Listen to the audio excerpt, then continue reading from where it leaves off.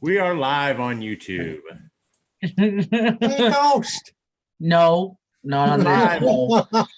We're live, people. We're live. Say something. Hey, Lou. No. Never mind. Hi, peoples.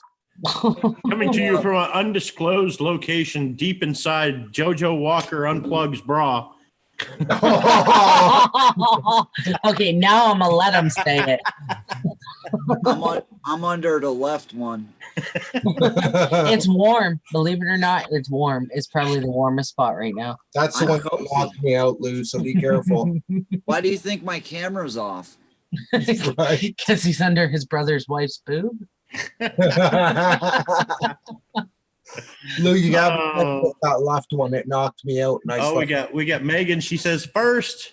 It's not sexual, Brian. It's not sexual. I Paul know. Cape up. He says second. Will be third. Our Conklin says he's third, but on my screen he's fourth. Will the Rocker Will is in here. What's going on, guys? Welcome back to another episode of Question Everything. Where apparently I am like the butt of all jokes. And as we everyone can start. question JoJo's bra. Hey, come on. Nobody said anything about your butt.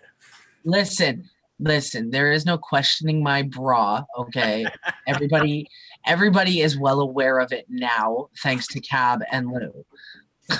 Oh, she be back. He wasn't smuggling weapons of mass destruction in there. I don't know who was. I didn't know Lou was a weapon of mass destruction. I'm talking about when you knocked out Brian with your boob. That was purely for scientific. Uh-huh. I Every weapon of mass destruction has started out as scientific research. I don't think that I'm a weapon of mass destruction, but Fluffy's ass is definitely a weapon of ass destruction. No. He's got chemical warfare. Holy crap! Megan. Yeah, I'm experimenting with the Nero chicken sandwich Wunderwaffen. Oh my God. Were you rocking and knocking it? That's where we send Nero and a Popeye's chicken franchise over to North Korea. Nero should what be the happens. spokesman for Popeyes. Right. I could see Nero doing a commercial for Popeyes, like, yeah, I beat up a woman in a wheelchair with one eye that was pregnant. You know who could For a do chicken sandwich. for Hi, Chuck y'all. E. Cheese? Which brings us to our starting out topic or jumping off topic for tonight. Conspiracies with food. Now, we all know about the dog ham conspiracies, and we all know about, the growth hormones being put in the milk and chicken and, all this stuff. Sorry, you gotta read our Conklins out loud because that was the best one yet. I spent all this week researching and trying to find out who put the bop in the bop do bop do bop and who put the ram in the ram dog. We should get him up here because I would really like to hear what he has to say. You know what? I don't have our Conklin, but you know what? I do have a green room. So let me just drop the link right into the chat because I can do that. Oh, And geez. we'll put him up. That's like YouTube jail. I go in there and I'm like, let me out of this place. I know I was in there before Ghost let me into the call, and I was like, "Let me in, mofo." Our Conklin, come on up here. What up, drone? Drone worship. It's Will good the to see rocker? you. He's back on his feet. Oh, okay. So it got really awkwardly quiet. Oh, our Conklin's got to put pants on first. Hang on. Wait, hold on. I don't have any pants on. Why is he pantless? Listen, I'm not going to tell you what I'm wearing right now, hence why my camera's off. All right, I'll give you time to put pants on, and then I'll put the thing back in there. I keep watching the little green room thing over here. Our Conklin is hilarious. Hey, ankylosing spondylitis is in here. Drone worship. Tails. What up, Ashley? I saw Megan in there. I don't know if she heard me say hi. Ashley says, I'm not wearing pants either. The real K-Pup Adventures. Ghost Mafia. It's me, Wonder Pup. Yeah, Paul, I know. What's up, Paul? I'm Alyssa. K-Pup since K-Pup went from K-Pup to another name, and then back to K-Pup. Right? Same here. What's up, K-pop? Ha, that kind of rhymed. Sorry, I've spent all day talking to like random fucking. Oh my god, the calls today were just insane at work. I don't think I ever want to talk to another person for a while, and yet here I am. I was actually, I'm not gonna lie, I was gonna skip out on your show. I was gonna just watch from the chat. I got a fun fact about your food conspiracies here. Okay, shoot. All right. In the context of ongoing concerns over food safety, Chipotle Mexican Grill, certain commentators have implied that the outbreaks of foodborne illnesses were intentional sabotage by the biotech industry in relation over Chipotle's removal of GMOs from their menu. The claims were identified as unproven by a debunking website, but I mean, it does. What they're saying is because Chipotle took out all the GMOs from their menu, pretty much the companies that are for GMOs. Can I say what company is the biggest GMO? Why can't you? You could say, in my opinion, I think that the biggest Allegedly, the biggest company in the GMO game would be Monsanto.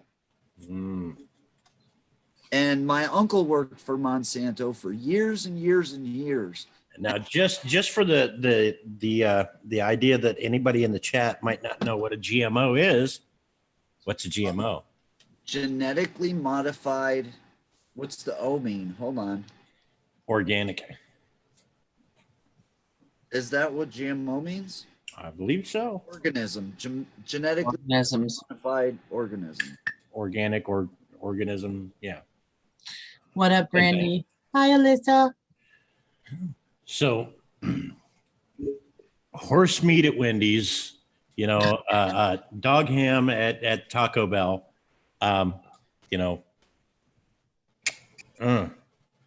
there was even talk of, the whole, and this goes clear back to Jimmy Hoffa. Supposedly, one of the stories behind Jimmy Hoffa is that he was taken to a meat packing plant and processed into sausage links. Oh, dude, they've been doing that for a long time.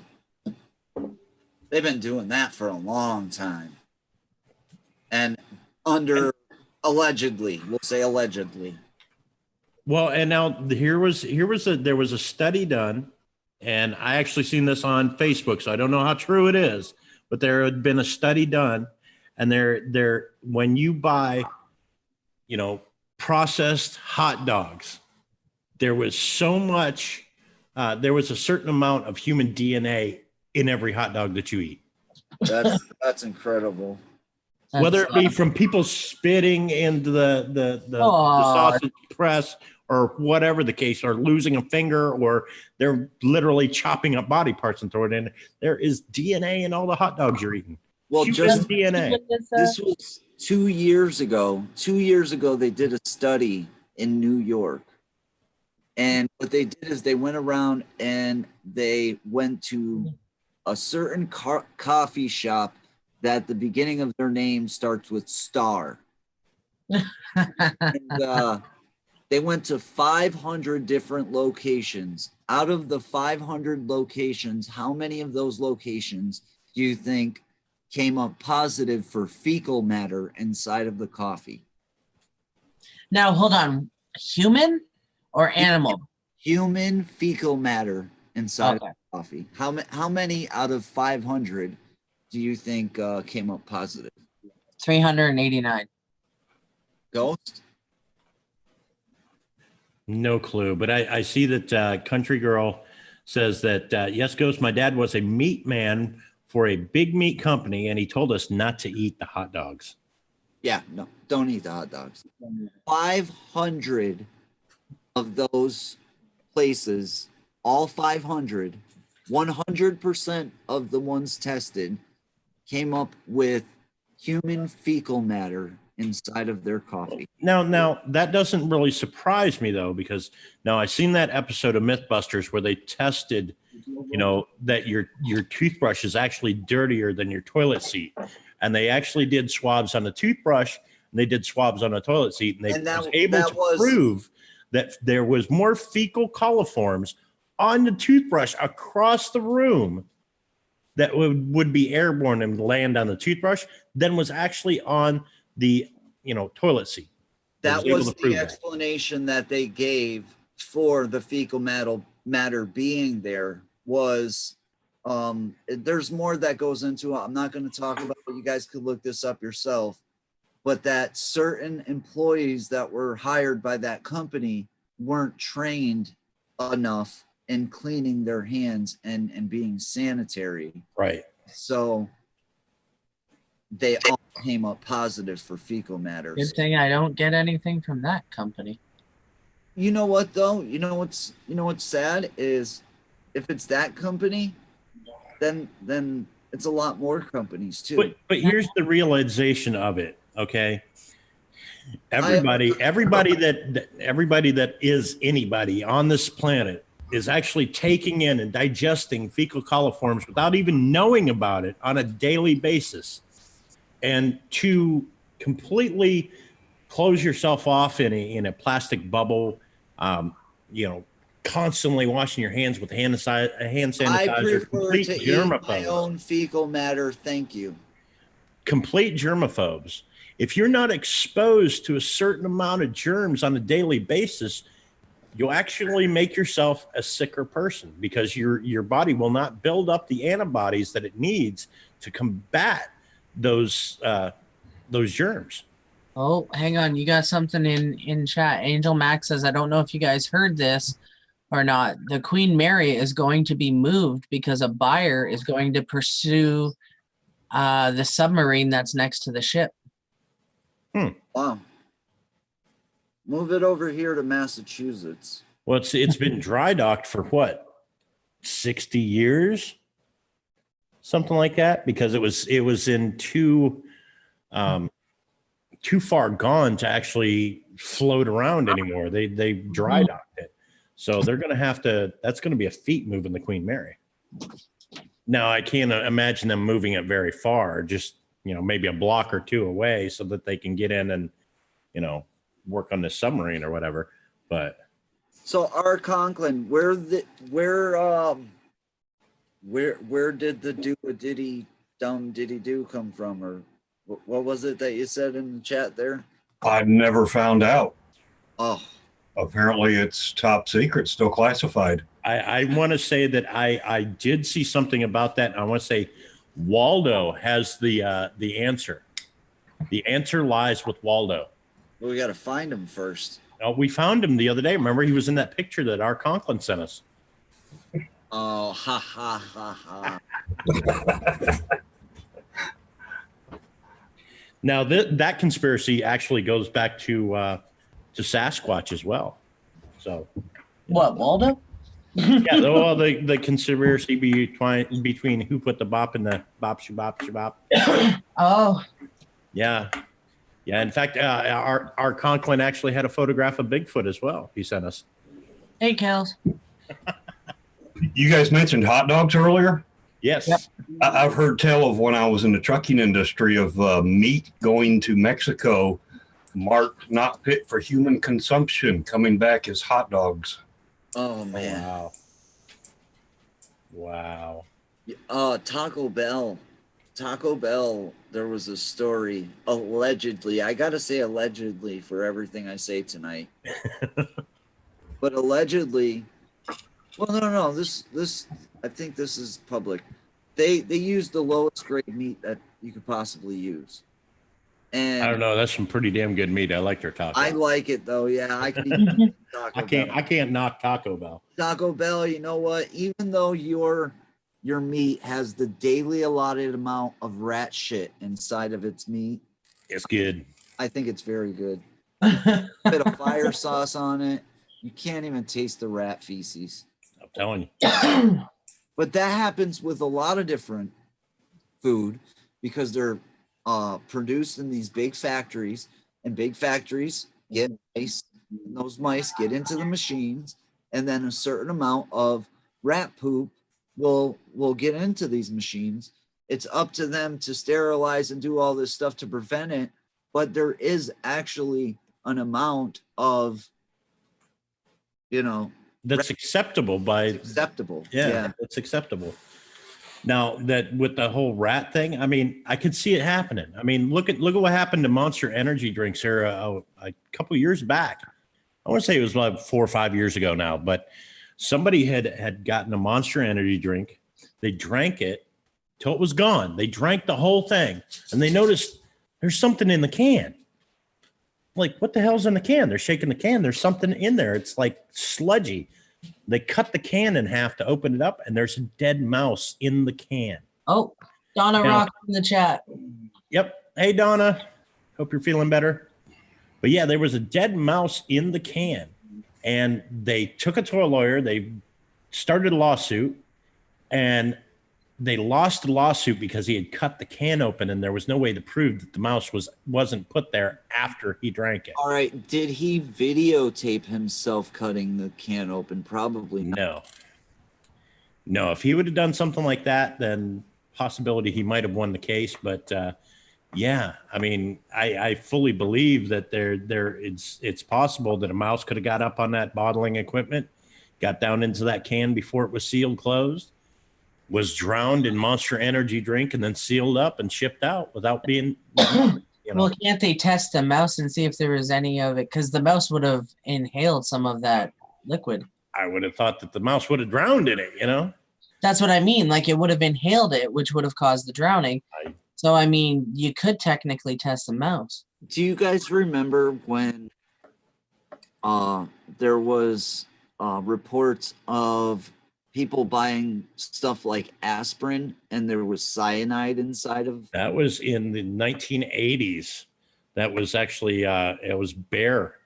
It was Bear. It was Bear. Somebody was going around. They was buying aspirin off the shelves. They was opening it. They was putting cyanide in there, closing back up, and then taking it back and putting it back on the shelves at the supermarkets. People were buying it and then dying. That's a big to do in the early 80s. Yeah, it was a fiasco, and it almost put Bear out of business back then.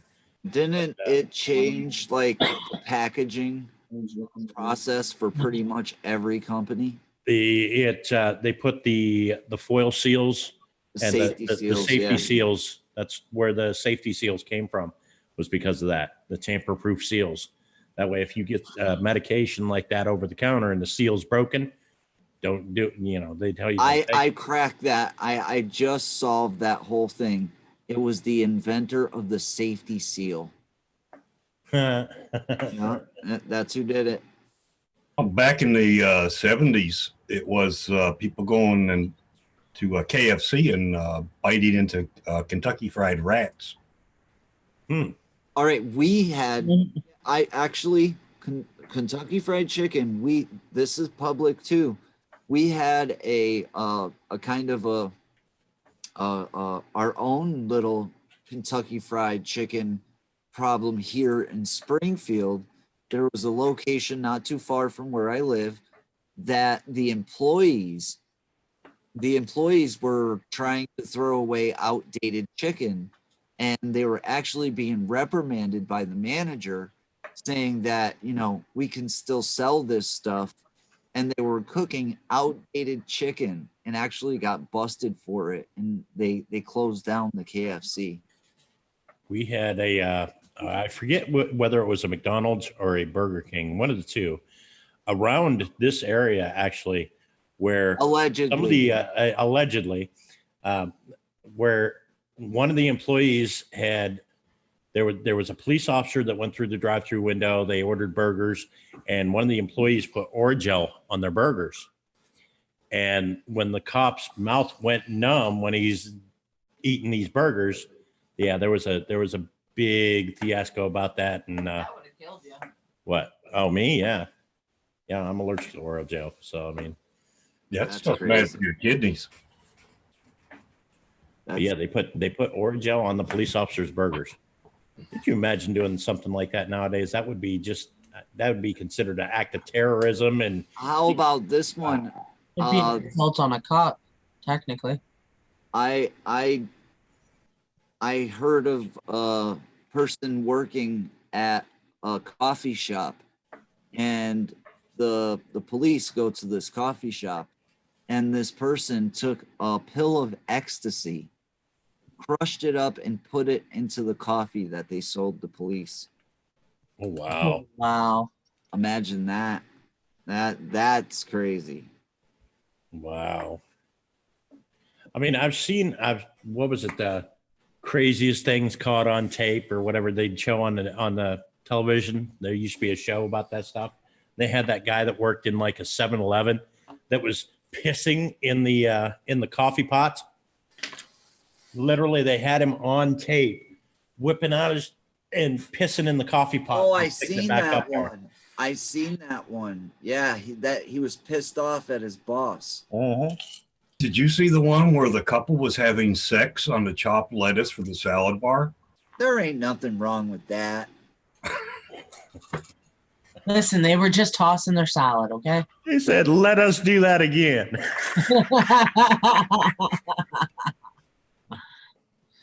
Donna, I hope you're feeling a little better. Native Grammy. Oh, man. What up, Native? Yeah, Donna, I hope you're feeling better. My prayers go out to you. Donna, we're putting just something together to kind of help you out. We're gonna be I'm gonna be live on this channel on Thursday evening.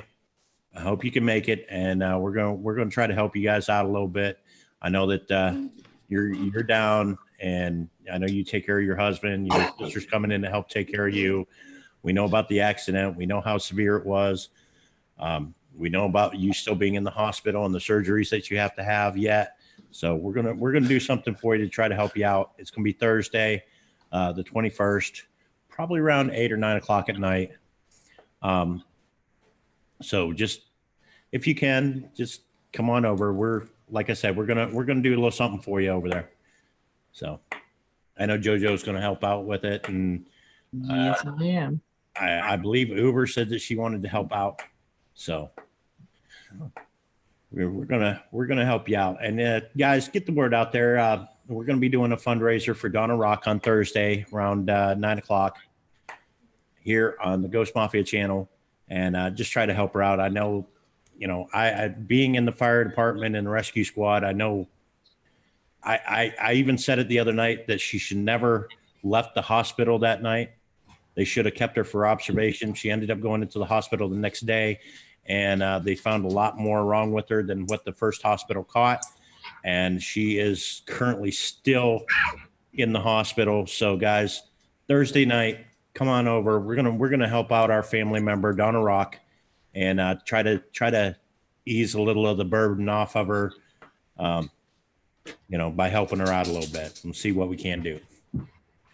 So that being said, on with the show. How is that even remotely funny, Carlos? That's just messed up. What do you say? Ghost. He said, I once stole a bucket from the Salvation Army people that ring the bell outside. When the guy ran after me, I dropped it, but he banged his head on the bucket when he fell. Alrighty then. That money's for kids, Carlos. It was for kids, man. Okay. Anyway, On with the show. I heard a story one time that there was somebody. It was an employee at a Burger King, and they were pissing in the pickle buckets.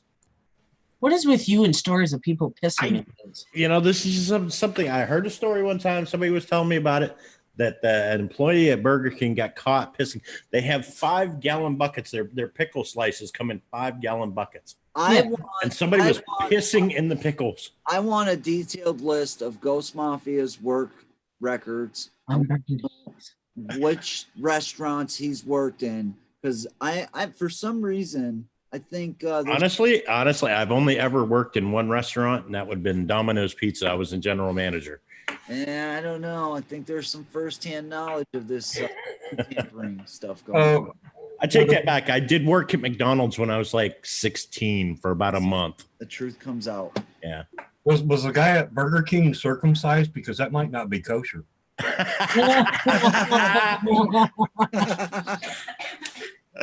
Oh, you see what he did there? Kosher pickle. I don't think that really matters. Depends if he was serving his own pickle.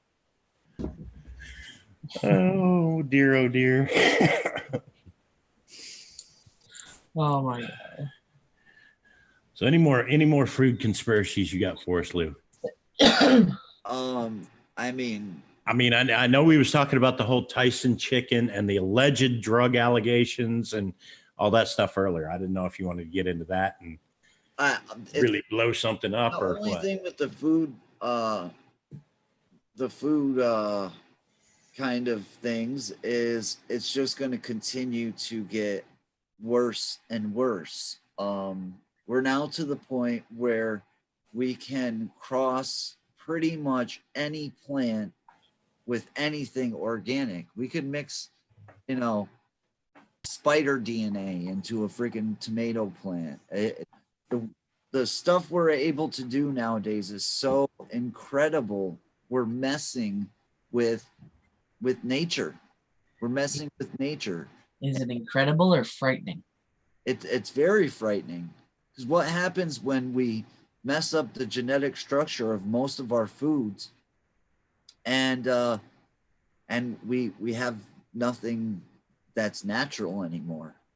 We're coming to that point to where things are no longer going to be natural. I'm sorry, but the pictures of the chickens that I've seen that have no feathers, and they're grown with no feathers because it makes it easier to process them. I mean,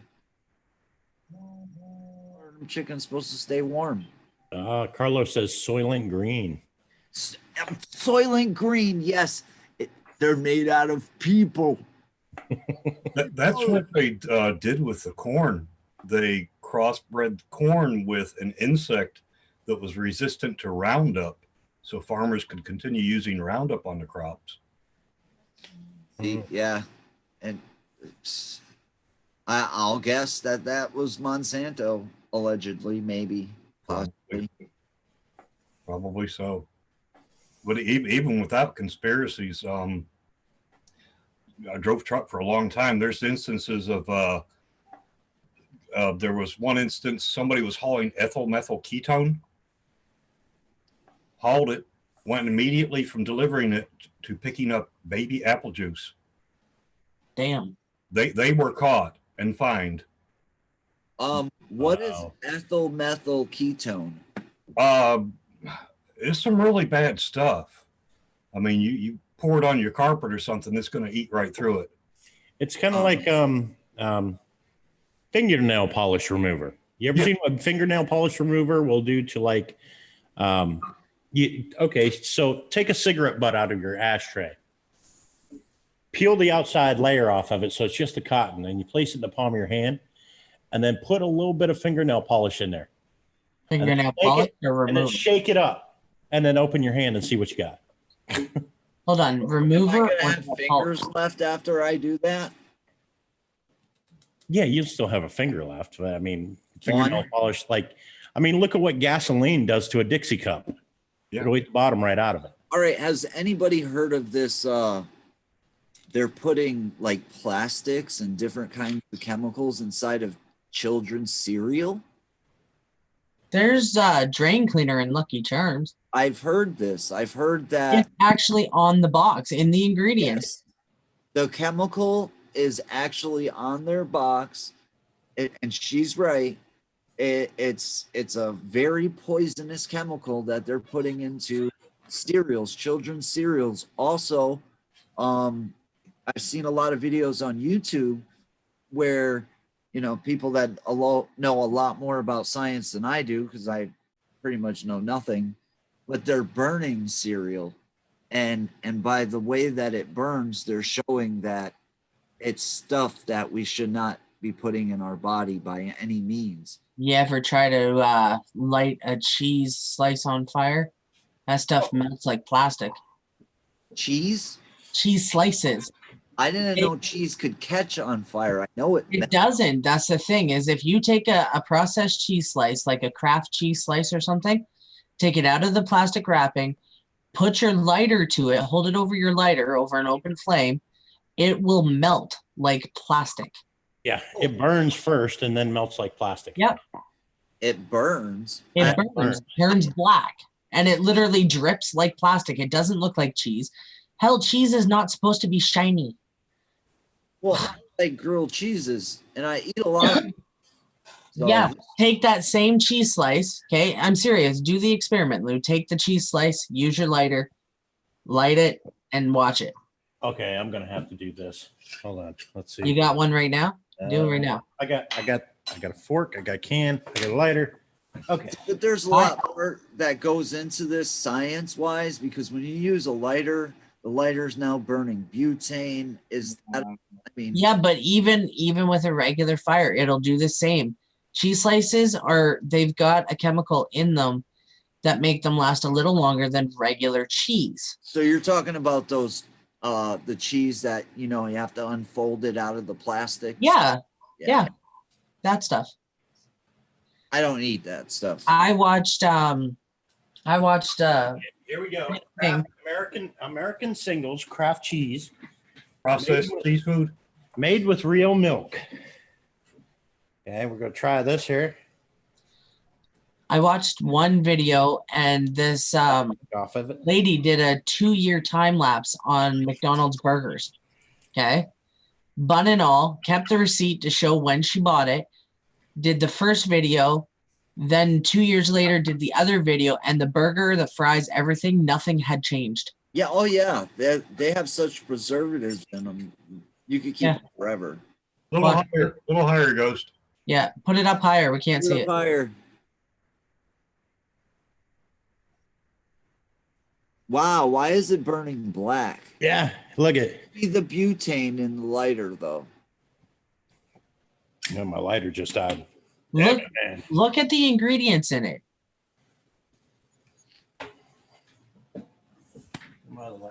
How did Becky says that I ruined food? It was Lou that brought up the subject. No, it was Ghost that brought up this subject. Okay, here we go.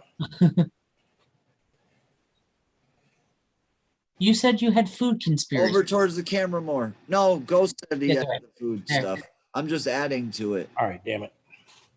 Look at that. Ghost can't even light it. I think this is the cheese companies have gotten to Ghost Mafia, and they emptied all of his lighters so that he couldn't. Yeah, well, I got news for him. Zippo fluid. Hey, Megan. Welcome back. Hey, Herman. Sorry to tell everybody, but Ghost Mafia was hurt in a cheese burning accident.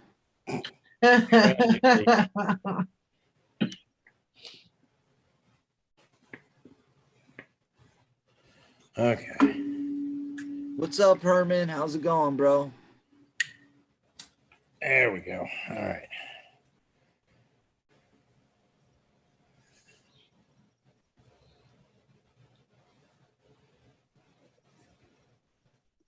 No, I don't know who else has watched Mythbusters, but this doesn't work. He's going to have to blow it up somehow. Yep. Well, I do have dynamite. He could shoot it. Shoot the cheese. Let's see how many slices of cheese. It really isn't melting. I mean, the flame is directly on it, and it's charring first, That's weird. and you can see the black, you know, where it's charring. Your desk down. But is that the one that says processed cheese food? That is Kraft singles, regular Kraft American cheese singles. So Made with real According- milk, it says. according to this is what's supposed to be in that cheese slice: cheddar cheese, whey, water, protein concentrate, milk sodium citrate, calcium phosphate, milk fat, gelatin salt, sodium phosphate, lactic acid as a preservative, annatto and paprika for color, enzymes, vitamin A, palatate, and cheese culture, and vitamin D3. Everything a growing boy needs. Oh, Sounds pretty tasty to me. I want Right? cheese now. cigarette. You smoked all 5 of yours? Mm-hmm. I used to haul produce in the truck, and I've gone to pick up produce before, and it's been sitting out on the loading dock, and it's raining, and the water's coming down off the roof of the building, dripping down across the lettuce or whatever vegetables were in there.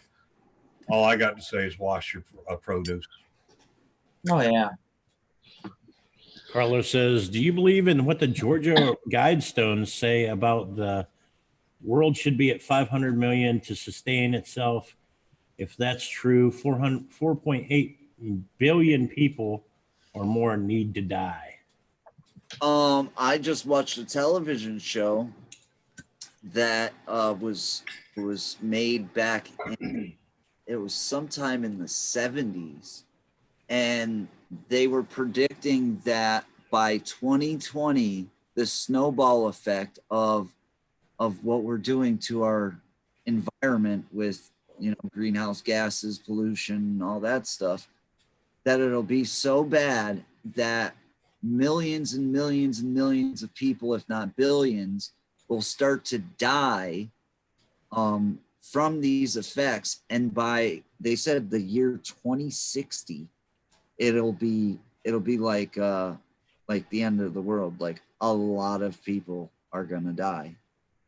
Well, I mean, keep pumping chemicals into our food. You think And we're this gonna was last in, long? this was in 1970 that they made this show. 1970. Have you seen the short film, the documentary about the true experiments and the secrets of NIM?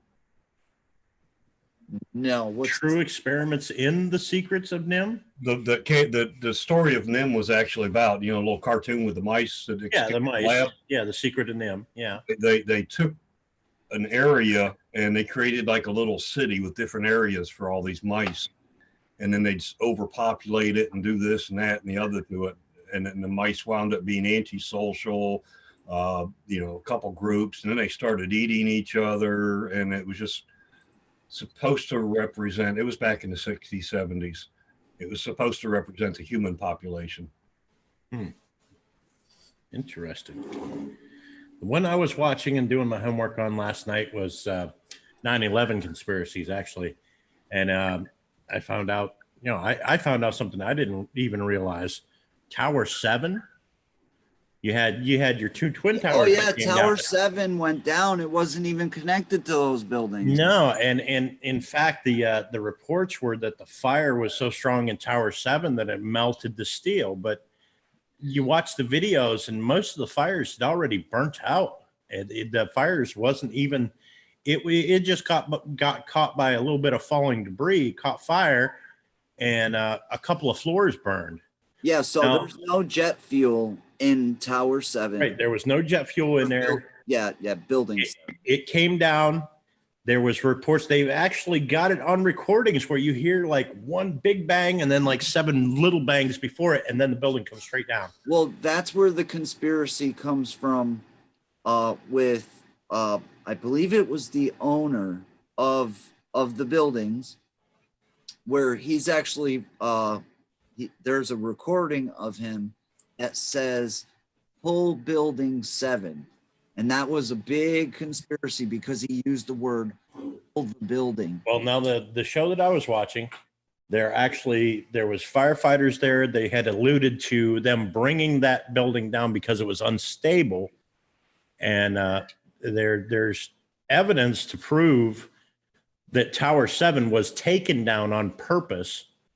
And there was actually a countdown done over the radio Yes, and that, 5, 4, 3, 2, 1, and then the boom, boom, boom, boom, boom, boom, boom, boom, and that's what I'm getting. and then to it comes down. is the owner of the trade centers was caught on a recording saying to pull building, and there's a lot of like conjecture behind what he meant by pull building 7. Now in that field, to pull a building means to pull it, to drop it. And so that guy, he said, it's gone back and forth, but you guys could look this up yourself. There's a lot of videos on it. You could actually hear the recording of him saying it himself, saying pull building 7. That's just a little bit too convenient for me. Yeah, I think so too. I mean, you got building 7 wasn't even I mean, I'm sorry, but it wasn't close enough to those buildings to be that. I mean, it did get knocked with some debris when the buildings came down. So didn't a lot of other buildings in that area. Right.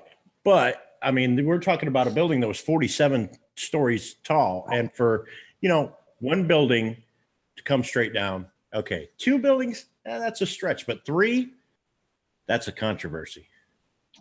I did a live stream about 3 weeks ago with Redbeard, and we stumbled onto a piece of the Twin Towers. It's a memorial to the Twin Towers, and it's downtown in the city I live in. And now I didn't even know that this was there. But when you look at this, it's an I-beam. When you look at it and you examine it, it's very, I would say it's very strange, because it actually looks like, to me, in my opinion, it looks like there were certain parts of it that were cut. Now, I'm sure before they erected the statue, they probably cut it off of another piece, and that's the science behind why it was cut. But I think people should actually look a little bit closer, because you can see different directions of cutting. And if it melted, I don't know. I'm not a scientist. Well, I mean, and when you take them steel beams and even if you're not trying to melt them, but you expose them to high heat, it's going to weaken steel. I mean, if you've ever made your own knife or anything like that, you heat it up, you get it glowing red hot, and then if you want to make the metal harden, you got to cool it rapidly. Either dunk it in oil or dunk it in water, and it will make it it'll harden the steel, but it'll make it brittle as well. So when you expose those beams to high temperatures, it weakens the steel and they'll sag. But I would think that would make them a lot easier to cut through, don't you? Yeah, I don't know. I've seen videos where you see. Oh, wait. Ghost Mafia, did you check out that Vegas footage I sent you? Ooh, I'll have to check into that. I don't know. I'll have to check. We're getting a wacky raid. raid. Yeah, we are. We're getting a wacky raid. Thank you, Raiders. Thank you, Green Bay. Wacky raid. Awesome. Wacka, wacka, wacka. That sounds so wrong. I'm just a YouTuber, bro. Fozzie Bear. I'm going to send him a chicken sandwich with extra pickles. Don't buy it near Nero. Did you know that back in the 80s, structural engineers actually did a specific study on what would happen to the Twin Towers if they were hit with by an airplane? It was actually built to withstand the hit from a certain airplane of that time, not the size airplane that it was hit by Now, 2001. But it was actually an airplane that wasn't too much smaller than, what were they hit by? 747s? I think it was a 747. When was it? About a year before the towers, there was a Cessna plane. A guy committed suicide by flying his plane into, what was it, the Sears Tower? Yeah, I think it was the Sears Tower. He flew his plane into the Sears Tower. Now, it didn't do much damage to the Sears Tower. You know, you're talking about a Cessna. You're talking about a wingspan of about 15 feet. It's not much bigger than a car, you know. It's like an eagle splatting into the window. Yeah, in comparison. Oh, now the morning of 9/11, I woke up and my uncle had called me. Hey, are you watching the TV? A plane just flew into the Twin Towers, and I'm like, well, that happens. It's just one plane. It's happened before. A guy committed suicide by flying into the Sears Tower a few years back. You know, I'm telling my uncle this, and about that time, the second plane hit the second tower. So I went, oh shit! it was a 767 that hit it. 767. Yeah. All right, there's actual. This is another conspiracy theory about that. They've examined some of the footage of those planes, and they didn't match up to what a commercial airplane would usually look like. And at that time, we had technology that we were using in the military, which made planes fully, you could fly them from the ground. And the piece on the airplane was this big circle thing. And there is some videos out there that show the bottom of one of the planes going into the building, and they compare that to some of the military planes of that time, and it looks a lot different than it should.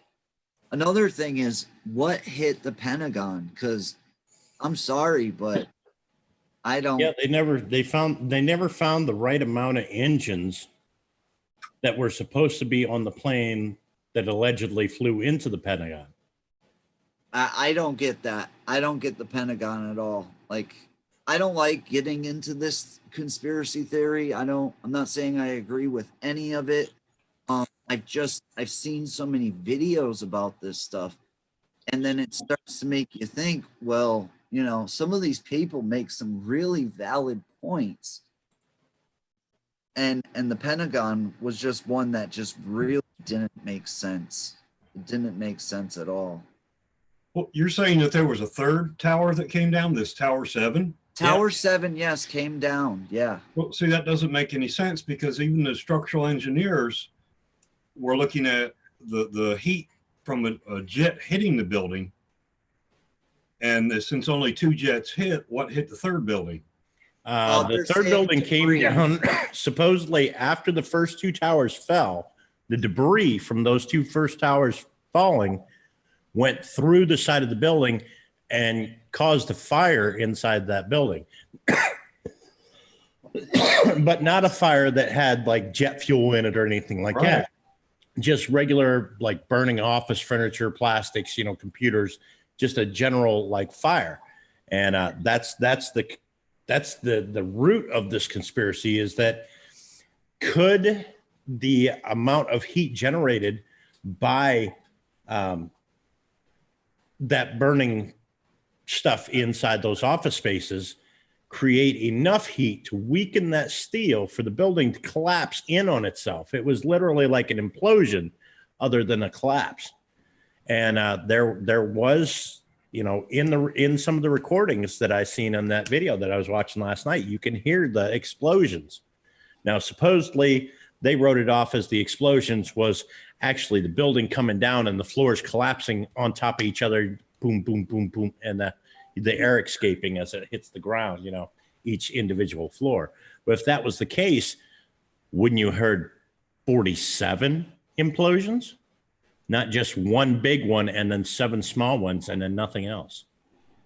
And there too, that raises a question: was Tower 7 built the same way Towers 1 and 2 were?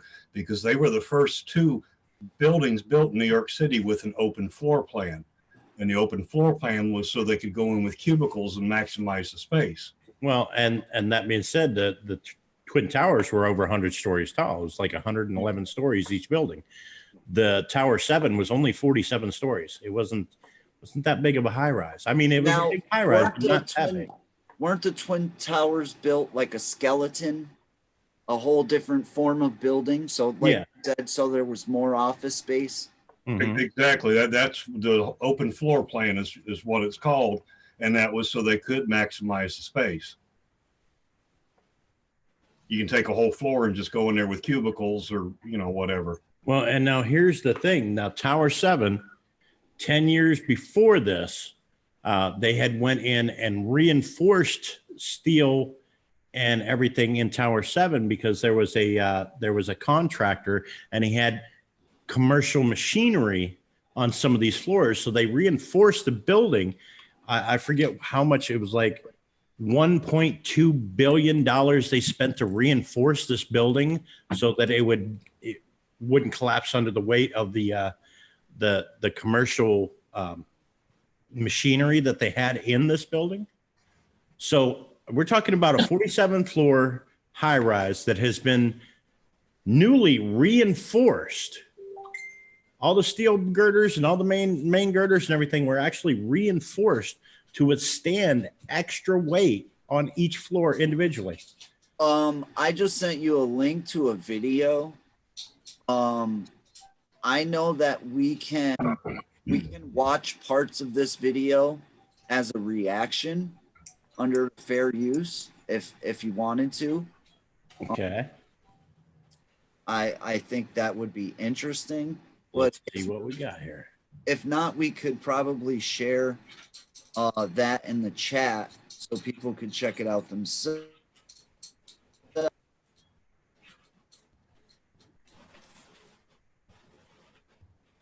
I think we lost I see Lou. black. There we go.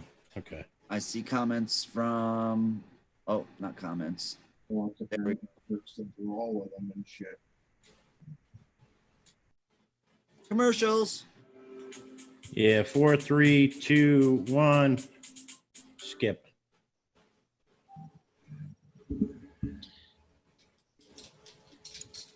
Let's see what we got here. How's that guy going to make any money if you skip the ads? Right?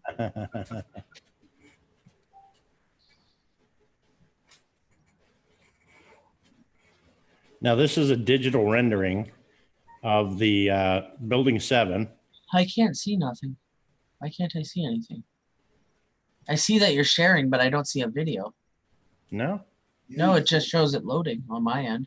Well, that's weird. Yeah, I don't know what's going on. Strange. Hold on, let me try this again.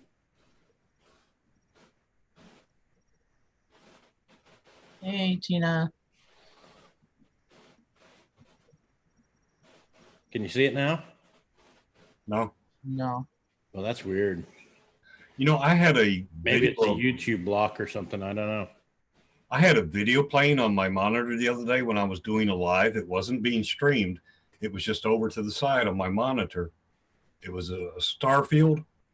Mm-hmm. And I went to go back to it, and I no longer have access to that video. Weird. You lost Lou. Did we? Yep. Well, what the hell? That's weird. Yeah, he was going digital on us there for a second. Let's see if I can't get this video working. This is kind of interesting.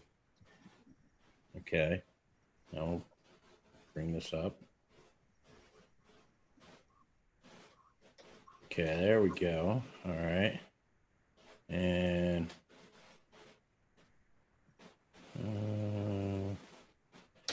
where did you send it to me at?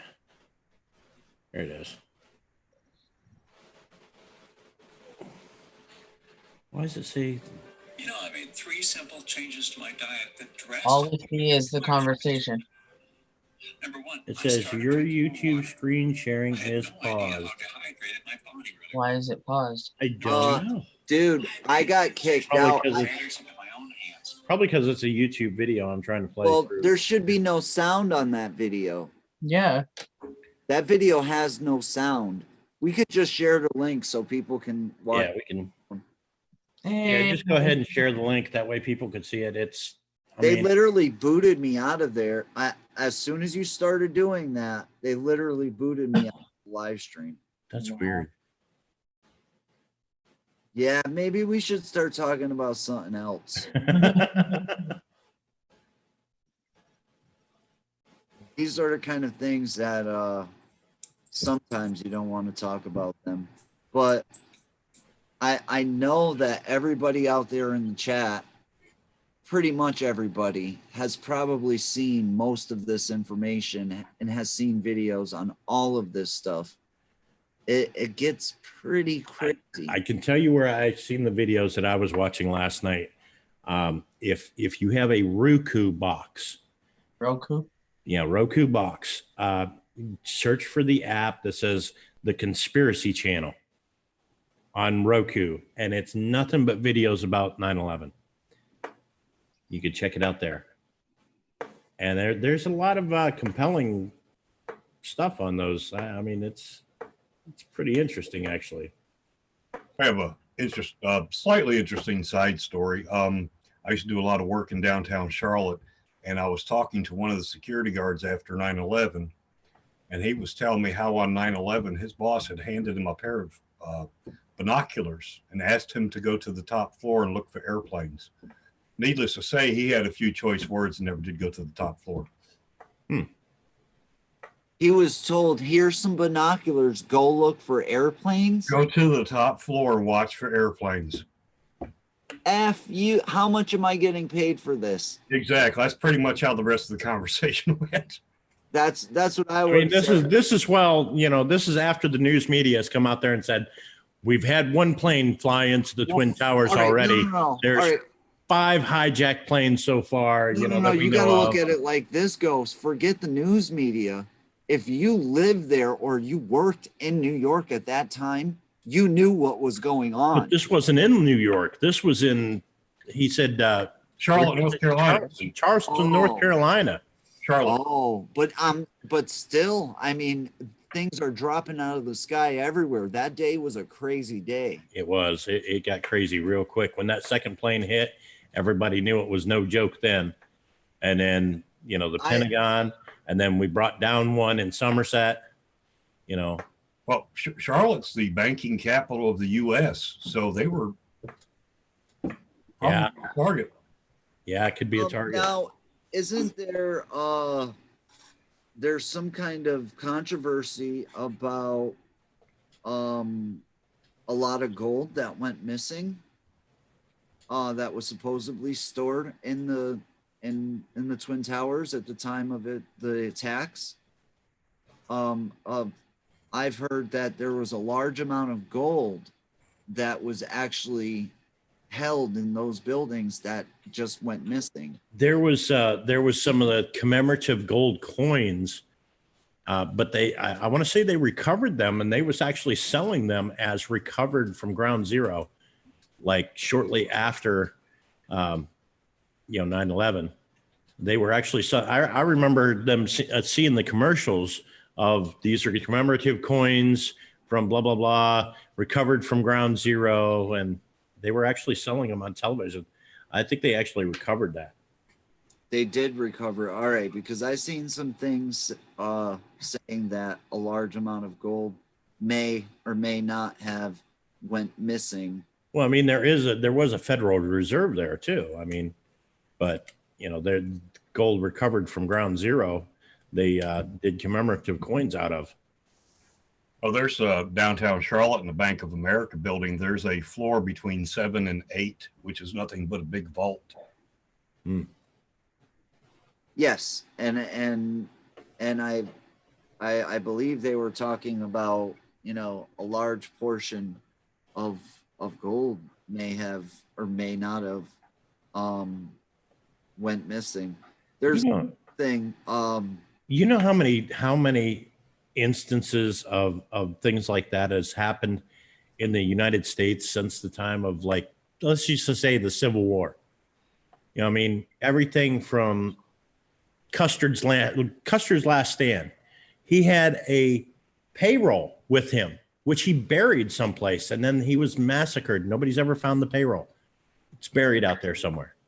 There's, bank robberies and Knights of the Golden Circle caches and things like that are Jesse James and them was planting all over the place.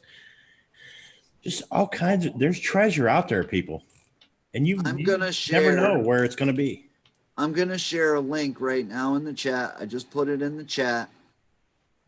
If you haven't seen this, check it out. It's an episode of a spinoff from the X-Files called The Lone Gunman. And this was actually released before the events of 9/11 happened. Watch this episode, and I think this is a scary piece of any kind of evidence for a conspiracy. If you watch this episode, I think you'll be just as shocked as I was when I watched it. And it was actually taken down from television after the events of 9/11 happened. It was buried, and then a few years later, it started to pop up on the internet again. Yeah, they took down all kinds of stuff after 9/11. Like for a while, for like a week after it happened, you were seeing videos of the planes flying into the Twin Towers, and then all of a sudden, all that stuff was taken down. Well, this was before 9/11. They said that, okay, the American public aren't mature enough to handle seeing this over and over again. They took down the advertisements for the new Spider-Man movie.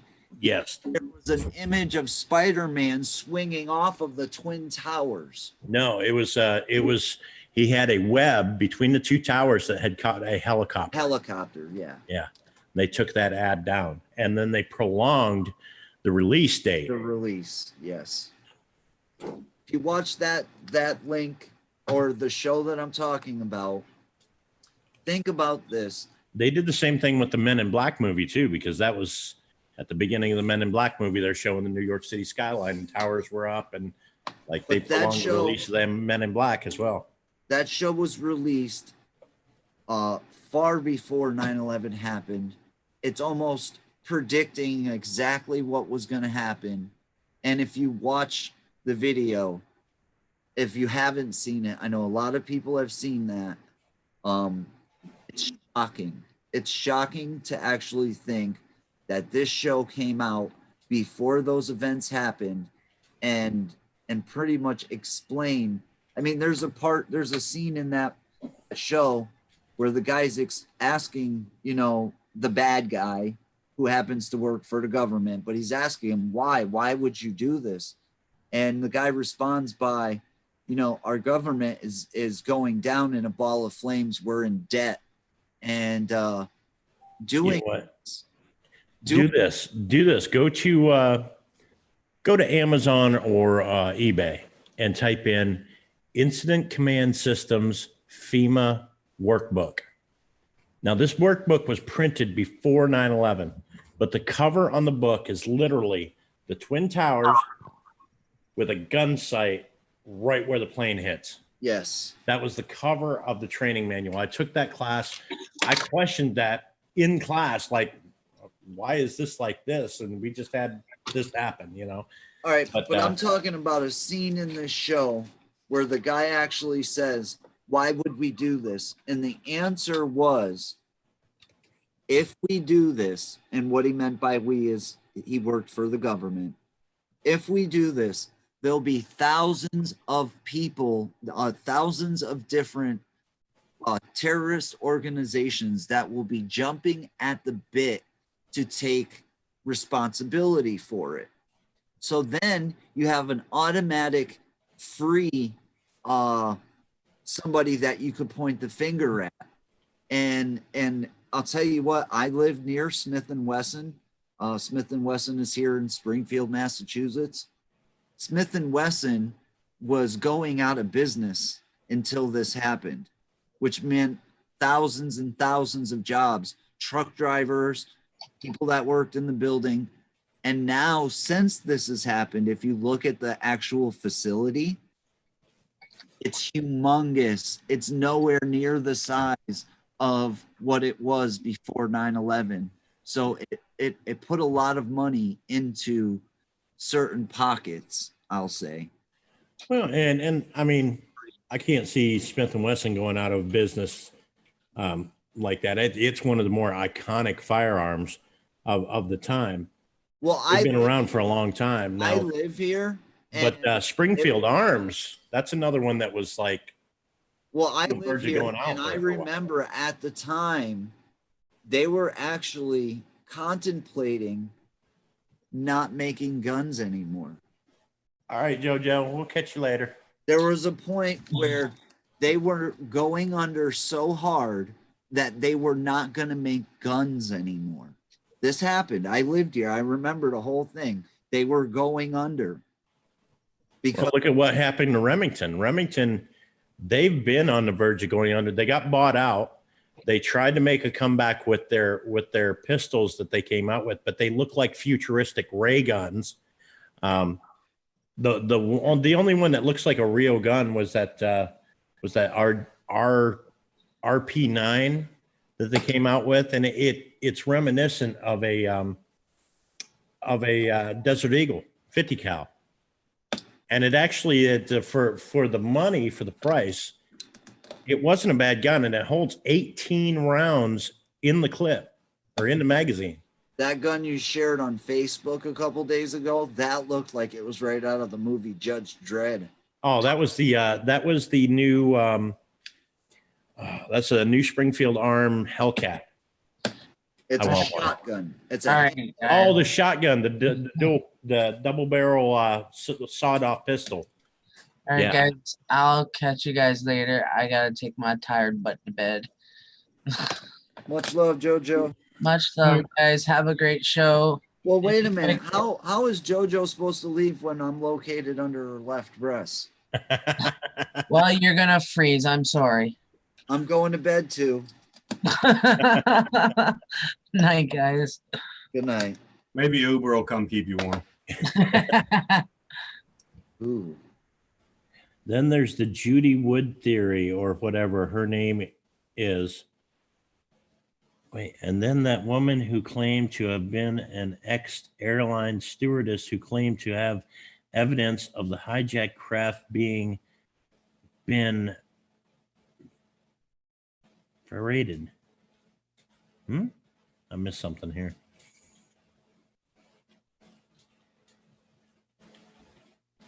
Gloria Arinka says, I just watched. It looks like it looks so neat, like an implosion. It is such a distance from the towers. Why didn't it happen to the buildings that were right by the towers? That's a good Exactly. Good Exactly. question. A lot of those smaller buildings that were around the towers at the time were made a lot earlier than that 47 story Tower 7. So Tower 7 was actually newer than some of those surrounding buildings that wasn't built up to the same codes as what Building 7 was. Plus, Building 7 was reinforced just 10 years earlier to compensate for the industrial, presses and things like that this person was putting into that place. That link that we just shared, that's a computer generated CGI, yeah. it's a CGI of how the building is built, the structure of the building, and it goes into showing how the building supposedly fell, and then it compares it to how buildings are taken down in the construction industry. There's also a lot of talk going on lately, and this is actually very recently, about, you remember that Malaysian flight that went? Yes. Yes, the only thing they ever found was a little bit of debris, and it was in a jet stream area kind of thing, and they still to this day have not found that plane. There's a new show on I believe it's on, we'll just say it's on television somewhere, and I've been watching it, and I'll tell you what, they have some really good points on how that plane, the way that it went missing, could only be done by somebody who has a really good understanding on how air traffic works. So it had to be somebody who really knew what they were doing. Well, they one of the speculations is that it was shot down with a missile, and if that's the case and it opened that thing up, then yeah, it's going to sink pretty quick. But if it just came down like they're saying it came down, made a water landing or something, that thing should have floated for hours. Well, no, what they're saying now in these conspiracy theories is that it never came down, that it actually landed, and those people were Offloaded somewhere. yes. That's what I've seen too, that it never actually landed. It just came down and flew below radar. Yep. It did land eventually, but And they showed how it did it, how it evaded radar, how it flew in areas that only somebody with super amounts of knowledge about how air traffic is monitored would know how to hide that plane and disappear it the way it was pretty much disappeared. Well, I mean, general knowledge says you fly below 500 feet, you're going to be below radar. No, but they were turning into zones that aren't monitored. They were flying in between countries. They would fly into one country and then fly into the next country, so that the first country would say, all right, well, now it's not our problem because now it's in that airspace. Mm. They were actually doing some maneuvers that were very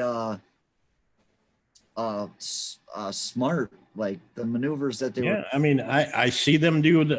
I've seen military planes. I live here in the Ohio Valley. We got Dayton isn't too far away, and in the summertime, they will come through these hollows and things, just barely skimming the treetops. And we're talking C-130 transports, and there'll be like 3 of them right in line from each other, really loud. And they're so close to the ground, you can look up and wave to the pilot in the window, and they'll see you and wave back. I mean, some of these like C-130 military pilots and shit like that, they're flying low to the ground in All right, mountainous so regions. enjoy being kept going on that comment that they said ferreted away. So ferreted was the word that they were looking for, and said a woman claimed she had tracked the movements of the hijacked craft and that she had a theory that the planes with the passengers landed at an Air Force base. And then her next comment says, and she claimed to have narrowed it down to one airport, that she might have had an eyewitness who saw some commercial planes land there. And that goes along with what the theories are right now. There's actually a television show about it, and I did see a theory about that, where the planes were actually switched, where there was decoy planes set up, and the original planes with people on them actually landed in Vegas at the Janet area. And the Janet flights were those planes with the red stripes that they fly out to Area 51. So, were they offloaded on there and onto a Jan flight taken out to Area 51 and locked away in a bunker down underneath Groom Lake someplace? Possible, I guess. But I got a question for Art Conklin. yeah, shoot. Is there any theories or anything like that really interests you? Yeah, what's your favorite conspiracy? What's your favorite conspiracy theory? Oh, I've got one, but let me shoot in first. Have you guys ever heard of Professor Simon? No. No. Me. You need to check him out. He is a professor. He used to make documentaries for BBC. He has evidence and has posted the videos of the Philadelphia experiment. Ooh. And what it's all about and what actually happened. He has a group photo of the scientists involved in the Philadelphia experiment. And was Einstein one of those scientists? Well, it does. It has the things in his videos had to do with both Einstein and Tesla. Yes. And I'll just give you the guy's name and let you look at it, and you might want to talk about it again. What's the name again? His name is Professor Simon. He looks like Adam Savage's father. Professor Simon. His name is Professor Simon. from what I heard about that is that it was some kind of technology that they were testing to hide from radar, Right. and that using it had- microwave radar technology. and that it had created like this electronic fog around the ship, and they didn't, really know what they were doing. It did disappear on radar from what I heard. But I need to look into that. That sounds really cool. Well, they disappeared from radar in Norfolk and turned up in around Philadelphia. I mean, they literally traveled a great distance in a real short amount of time that a boat couldn't have traveled through. It had to do with transform and compression waves, radar, both radar and sonar being invisible. And if you notice, in a lot of the old ships, they have big wires going around the sides of them. They were creating an EMF field because the Germans had developed a landmine with a magnet in it. Yes. And as a ship went over, it would disturb the magnetic field, which would make the landmine go off. So it has to do with that technology as well. It's some interesting stuff. But my favorite so far, I just can't dispel it, is the like the Cusco, the megalithic structures. Yes. Archaeology tells us newest is at the top, oldest is at the bottom. And if you look at these images from Cusco and even around the world, there's settlements, Egypt, in China, they have the same type of building. And these rocks at the bottom are 400,000 tons. And they're put together not in squares, but in puzzle-like forms. And you still, to this day, can't slip a piece of paper between them. Yeah, it looks like they were welded together, melted, almost like they were able to melt stone, almost the way that they fit together so perfectly. That goes into something I wanted to talk about tonight. Who's that?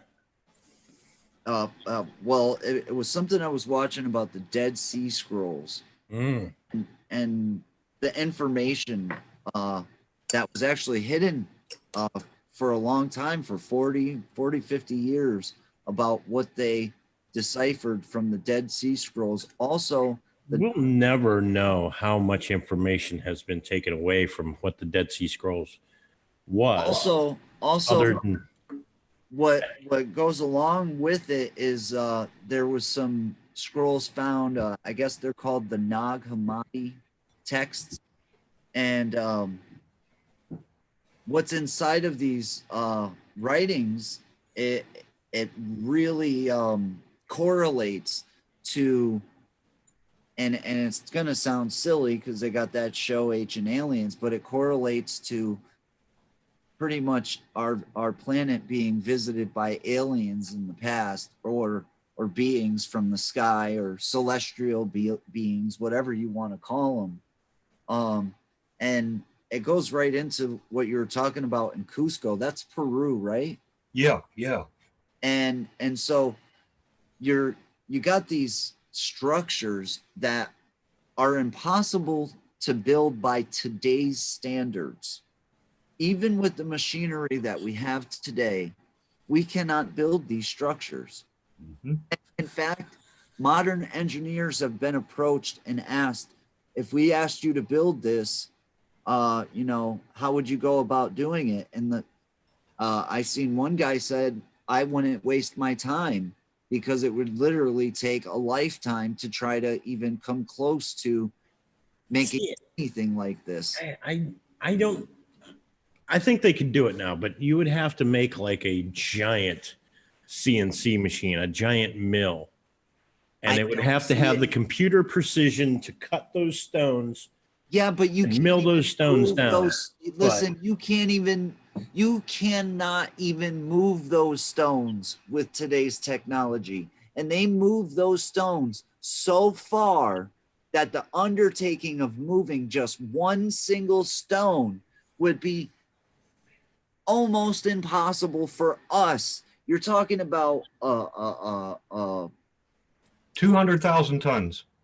yes, you're talking about something impossible. I mean, they look at what they found out about the stones that built the pyramids. They were actually milled in a quarry down a river someplace and floated up that river on boats of reeds. But It'd be a big fucking boat, but I mean, yeah, the boats of reeds. But in comparison, the size of those stones and the size of some of these stones in Cusco and Peru and these places, they're uncomparable because some of them are so 200. What'd you say? 200,000? 200,000 tons. Yeah, I've seen even 500,000 tons. Yes. So you're talking about picking up the Twin Towers, moving them any amount of distance. That would be impossible. We could not do that. Oh, we're getting raided again. Who's raiding us? Hashtag Country Girl Paranormal Raid. Hey, Country Girl, thanks for the raid. I think, my personal opinion, that some sort of, and I think that religion might stem from it too. I think that we were visited on this planet, if not seated on this planet, by a race of beings that are not from Earth. Well, you know what's really interesting too is some of these items and things that are cross-cultural. Well, another one too, Dr. Robert Schock, a geologist, dated the Sphinx at the least 12,000 years old. Yep. That's pre-dynastic Egypt, pre-Egyptian. The three great pyramids, they haven't yet gone back and done geological dating on, but they believe those are near the same age as the Sphinx. Well, there's pyramids that they know that there's other pyramids out there in that sand that they haven't even found yet. All right, what about this? We found a hammer inside of a 400 million year old rock. A hammer in a 400 million year old rock. Well, look at what they found in the Chinese emperor's tomb, the one with all the All right, but terracotta soldiers. Yeah, They but found you're talking about a whole different time. They found a stamped ring that had a clock face on it. It looked like a modern Yes. piece of jewelry that looked like a clock. I've seen that, but if you take into the time of 400 million years ago, there was no people. There was, according to our timeline of history, there was no people. 400 million years ago is past the time of the dinosaurs. No, that'd be 65 million years ago. Yeah, this is 400 million years old. So you're talking about the Jurassic period, which was 65 million years ago. This is a hammer that was found in a stone that has been dated to 400 million years ago. An impossibility, unless we came from somewhere else. See, one of the things I was talking about with the cross culture in the Mayan culture, the Aztec culture, the Egyptian culture, the Sumerian culture, and several other cultures, their gods, deities, all carry a little pocketbook. Yep. That's odd. And then there's the trident or the fork, the two-tongued fork. So one of the theories is they may have had advanced technology using harmonics to be able to melt these rocks, to be able to move these rocks. That would be technology more advanced than what we have today. Well, and that comes back to, even Bible, Moses' staff, when they led the people out of Egypt, parted the Red Sea and all that stuff, supposedly he had that staff and he wielded that staff and the water separated and, so on and so forth. In those, the Dead Sea Scrolls, okay, those Dead Sea Scrolls are Gnostic in nature. And what the Gnostics believe is that every human has a part of God inside of us. Mhm. And they hid a lot of the books from those texts throughout the years. The church hid a lot of those books. Reason being is because if you follow the original texts say that we have God inside of each one of us. So what that cuts out is the need for a church, the need for a priest, the need for all of these things that the church stands for.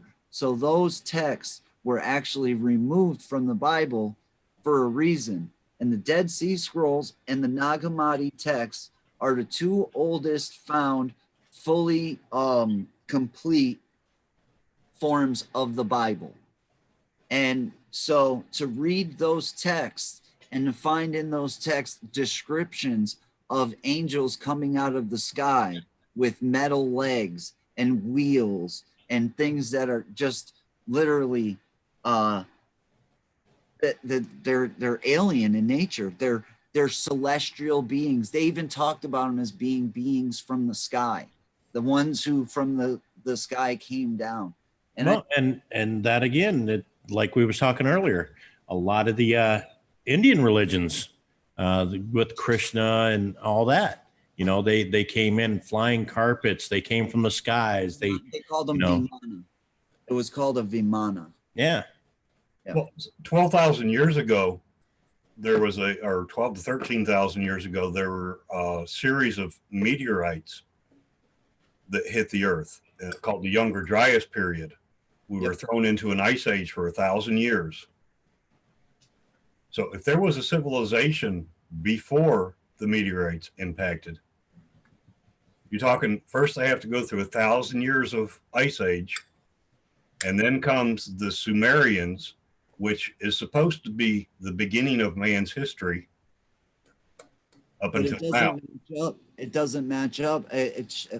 Well, it does in a way, but some of these things that they're finding are showing that man is much older than history has shown. Yeah. Well, they've Gobo Tepe, that's older than the Sumerian cities. Yep. There's one right now that they're only like 5%. They've only uncovered like 5% of it, and that the age of it is so extremely old that it negates all of human history for us to think that we're only been here for 15,000 years. About I forget the name of this place, but it was just recently uncovered, and they're just starting. Well, it might be the Gogla Tepe. I'd have to look it up. yeah, they've actually, there's Gobo Tepe, and there's another one they just found too that predates the city of Ur in Sumeria. But see, another thing is too, they found over 200 underground cities in the Fertile Crescent and up in Turkey. I'm still waiting for the uprising of Gozer and Zul and Well, I mean, Sumerian and Tepeti and well, one of the cities could house up to 20,000 people plus their animals and everything else they needed. Like they had pre-information that these comets were coming. I mean, if you look at the technology that we've got, it's sprung up in the last 300 or 400 years.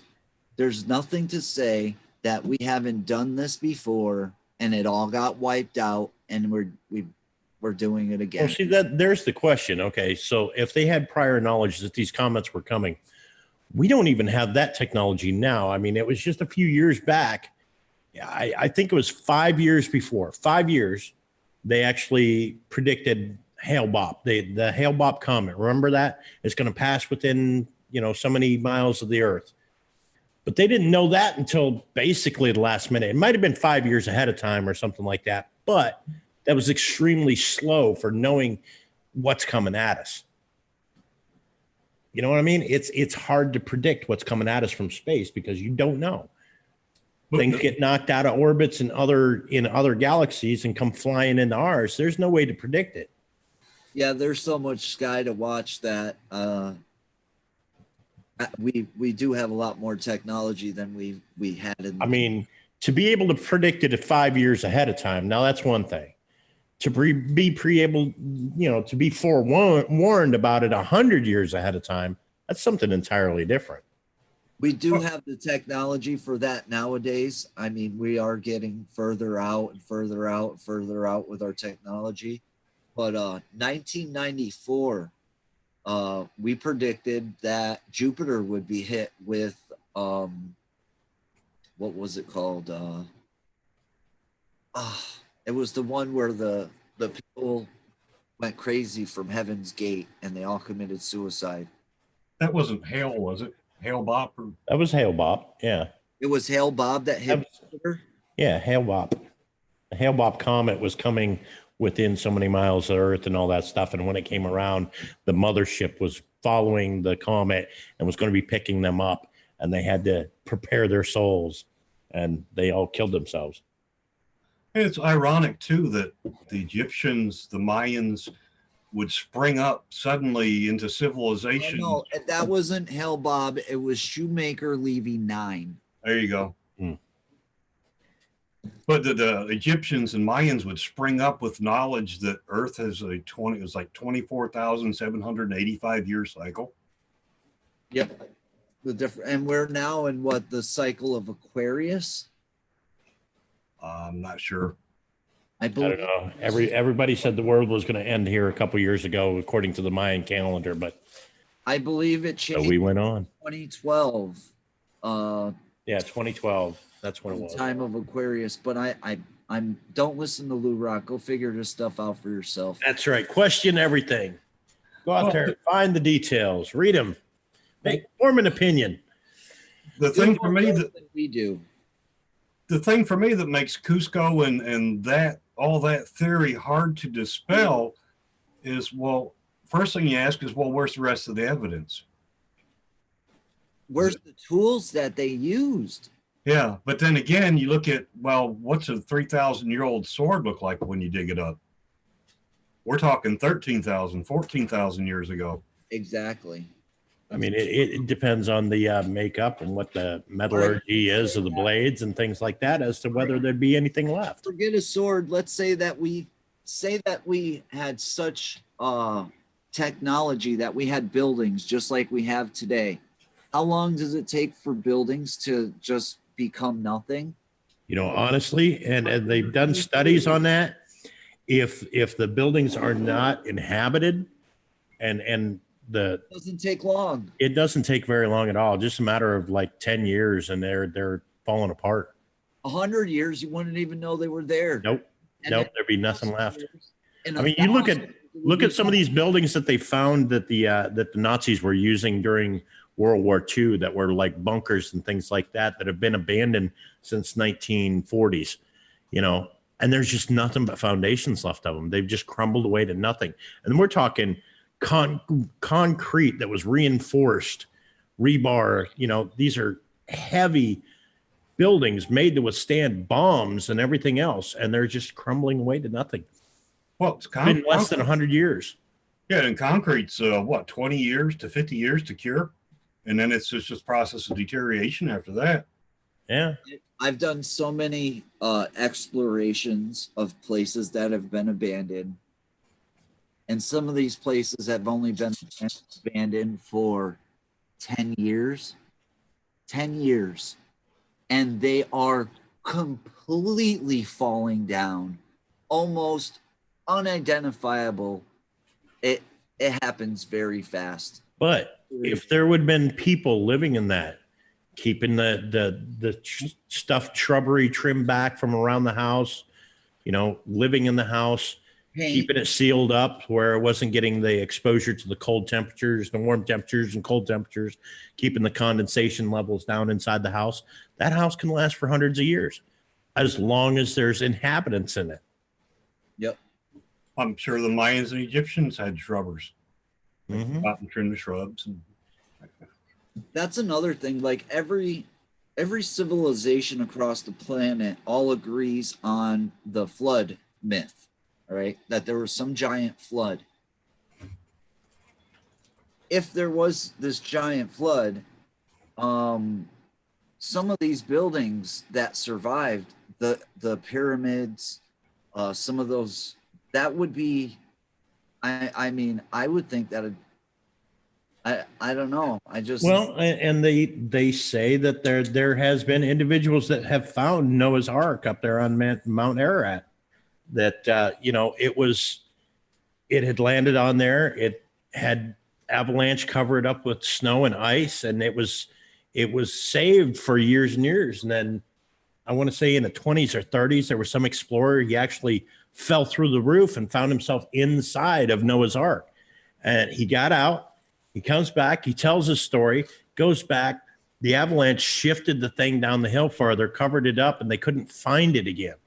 Now they've actually found remnants of what looks like a ship's hull on the side of that hill, but now it's been unexposed for so long that the beams and everything have rotted away, and all that's left is what was actually touching the ground. And you can see an outline of what, Noah's Ark would have. you're going to take been Noah's sitting there. Ark, if you're going to take Noah's Ark as a literal story, I would believe more that Noah's Ark was a genetic, it was a genetic ark.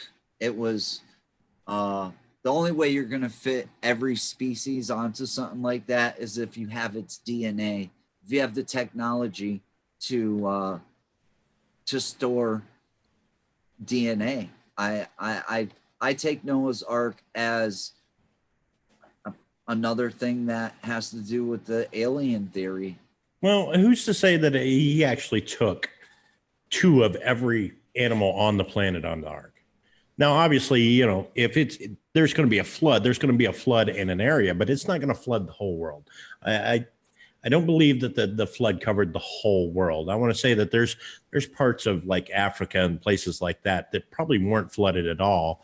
And, even into the United States, but, over there where that happened, there was a flood. Rain 40 days, 40 nights, big flood, whatever. But to cover the whole world, I think it would have to rain for more than just 30 days and 30 nights, or 40 days and 40 Art nights. Conklin got his hand up. Go ahead, Art Conklin. There isn't enough water on the planet to flood all the landmass. Exactly. But there is evidence that when the Younger Dryas period occurred, there were 200-foot walls of water coming down across the plains in the Midwest plains from ice dams breaking and the glaciers. And at around the same time, Plato actually talked of, said it at the time that happened, and what Plato's writings were, there was actually a volcano eruption out at sea that forced water inland, like a tsunami as well. So, Question: What happens when our ice caps melt? Is there enough water to make it like the movie Waterworld? No, I think 5 foot, I think, is the maximum height level I think they're talking about. That's a lot of water. That would yeah, mess but North Atlantic current though and mess our weather all up, correct? Right. it'd be enough to mess our weather all up. But I mean, as far as flooding out land, you're talking displacement of, the water level comes up 5 feet. How far inland is that going to come? That in some areas that could come inland a couple miles, and in some places it may only come in 5 feet. Do you know camels were native to the North American continent at one time prior to the Younger Dryas period? We had camels here.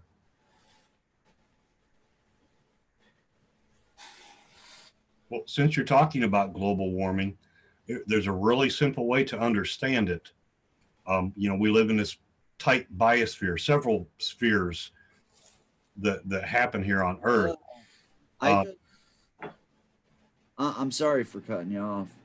But I just looked something up and it said that, and I don't know, I was taught in school something very different from this. It says that only about 2.1% of all Earth's water is frozen in glaciers. Yeah, but that's only 2%. When I was a kid, I thought they used to say like 80% of the world's water was in the glaciers. No, that 80% of the world's water is in the ocean. Yeah, no, like 87% of the world's oxygen comes from the ocean. Okay. 10. I think the Great Lakes account for more than half, actually, of the world's fresh water. Now that would affect the salinity of the water too, right? It would Yeah, change. Yeah. carbon dioxide mixes with salt water and it creates carbonic acid. Hey, Green Bay. But the best way to understand the CO2 thing is, it's Earth has a balance. Okay, you look at a bathtub, it's got a certain size drain in it. Okay, if it drains a gallon a minute of CO2, as long as you don't pour any more than a gallon of CO2 in there per minute, it'll drain out. But we've created more. So now we've got a gallon and a half of CO2 going into the bathtub, and eventually that's going to spill out. And what's happening is that CO2 is going into the thermosphere, holding in heat and reflecting the heat back down onto the earth. And that's why we have global warming, which is causing climate change. I'm gonna quote Green Bay Wacky. We're totally screwed. Pretty much. Yeah, I like your choice for favorite conspiracy, and I would not even consider that a conspiracy. I would consider that scientific, a scientific. It's just unexplainable. I can't reach the word I'm looking for, but it's just something that we can't explain. It seems plausible. Yes, very, very plausible. And I'm not big on conspiracy theories. I research and look and read, and usually most conspiracy theories, within a few minutes, you can find the answer on Google. But The answer is don't eat the hot dogs. Another answer is don't trust Google. Yeah, that could be pretty controversial in itself. But I mean, that comes down to the old analogy. You're going to believe everything that you read on the internet. I mean, exactly. Usually, that's like them people that will be like, I can prove it. It's on Wikipedia. Okay. Wikipedia is a database where I can go in there and say that Lou Rock's name actually means, and I can type it in there and it'll stay there. who was it? It was a book author or something. There was a bit of misinformation about him on Wikipedia. He tried to change it and Wikipedia wouldn't let him. Yeah. Yeah, I could go into Wikipedia right now and give a definition for Lou Rock and say, the definition of Lou Rock is someone that has a big clock. And it'll stay there. Maybe like, hey man, you're a Lou Rock, like. Can we do that? We'll go ahead and include the Waldo Rock picture too. We can create a big conspiracy around it. Where's Lou Rock? Make him like he's muted right now. I don't know if he muted himself or what. I was Syrian stuff. What was the question? We're going to go to Wikipedia and turn you into another DB Cooper with Where's Lou Rock? That's one of my favorites, DB Cooper. You know that DB Cooper was never DB Cooper? No, he was Dan Cooper. It was Dan Cooper, and it was a news story that miswrote the name as DB Cooper, and the name DB Cooper stuck with the story ever since, but it was Dan Cooper. Yep. Yeah. And I heard too that Jimmy Hoffa was buried under pitcher's mound at Yankee Stadium. I have seen them actually dig up stadiums. I've seen them dig up farms out in Framingham and things like that down around Detroit. He was at like the certain yard line of a Giants stadium. My personal opinion is just outside of Lansing, which is about what, an hour north of Detroit. Okay, 2 hours north of Detroit, where he disappeared outside of the Playboy Club. There is a place out in Mount Hope. It's a live pit. And if he would have been thrown into that live, done shot or anything and thrown in that live pit, after a few years, the only thing left would be the bullet. Well, They would never find the body. all they would have had to do with him is take him to a pig farm. He's all done. He's fertilizer. Hoffa is buried in Jackson, New Jersey, Pine Barrens. I don't think they took him that far away from Detroit. Personally, I think he's either going to be in that lye pit 2 hours from where he disappeared, or they put some concrete galoshes and threw him in the Ontario River. That's what I was going to say. Put some cement galoshes. And I'll tell you what. No. If he would have decayed, the fish would have eat him. I mean, there's pike and everything else in them waters. He would have done. Nah, I don't think so. Especially not if they cut him up and dumped him out. The fucking girl out in California, Lacey Peterson. Yeah, but that's because she was a full torso. Okay, she wasn't cut up into parts or anything. There wasn't. She actually the decay process bloated up the gases from the decay process, bloated up in her stomach, and then they float to the top. Yeah, But- she was in bags, and what happened was the gases filled the bags like a balloon. Mhm. Even though they were tied to rocks, they almost immediately floated to the Yeah, surface. we're talking about the mafia here. They would have chopped him up, put him in a 55-gallon drum, and sunk that sucker to the bottom of the Ontario River. I mean, you could literally purify, like you could blend his body into a fluid and mix him with concrete, and you would never find him. Right? Which is another. There's a few theories that I've seen he's. videos of them running ground penetrating radar over the stadium. I forget what stadium it was, but there were, because they said he was at the 50-yard line or one part of the stadium, and they went and they used the GPR, the ground penetrating radar, and they didn't find anything.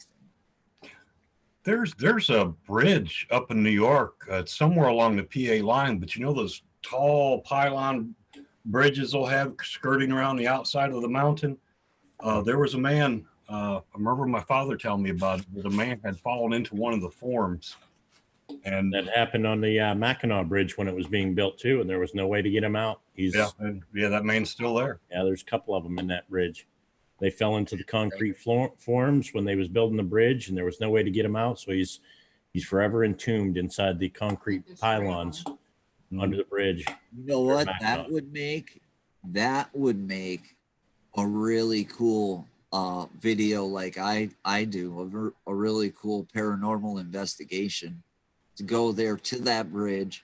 And That bridge is 5 miles long. yeah, you won't catch me on that. And the bridge, when you're they actually close down the bridge one day a year and let people walk across it. And the main decking of the bridge is just steel. You can see down through it to the water. It's freaky.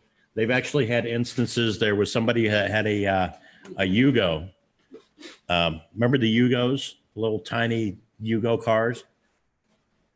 Yes, They had my mom had a Hugo. I remember. they had a wind situation where they were supposed to, like, after the winds hit like 15 miles an hour, they're supposed to close down that bridge and not let any cars across. Well, it hadn't hit 15 miles an hour yet, but they had been forecasted for wind gusts. Well, he gets halfway across the bridge, wind gust comes up, and it blows the car off of the bridge. It literally came up through the grating on the decking and caught the car, and the car blew off the bridge and into Lake Michigan. I'm looking at something right now that says there's Yes, 5 asteroids that are in the direction of Earth, and the date for these asteroids, one that's looks like about the size of the one that took out the dinosaurs, is supposed to come in 2027. One that's about a third of the size is supposed to hit us in 2040. One that's about the size of the moon is supposed to come through our solar system in 2068. Now, since it's the size of the moon, that would affect gravity and all kinds of stuff just coming close to us. Well, it probably wouldn't affect our gravity so much, but the tides, yes. Yeah, well, that's gravity. And Yeah, I mean, but I mean, as far as that goes, we're not going to float off the Earth towards the comet or anything like that. But it will affect the tides, and we're going to have, well, if a big enough body, and the one that's supposed to come through in 2087 is the size of the planet Earth. If a big enough body were to come close enough to any planet in our solar system, it could actually eject both planets out into wherever in space they might end up. well, it could rip your atmosphere apart too. At the end of every September, I think it's twice a year, we pass through, I believe it's the comet debris field of, I think it's the Dryads they're called. And they believe that's where Tunguski, that explosion, they believe where that's coming from. So every year we have a chance of being hit with an asteroid or meteor shower of some size. Well, it's like Halley's Comet comes back around every 72 years.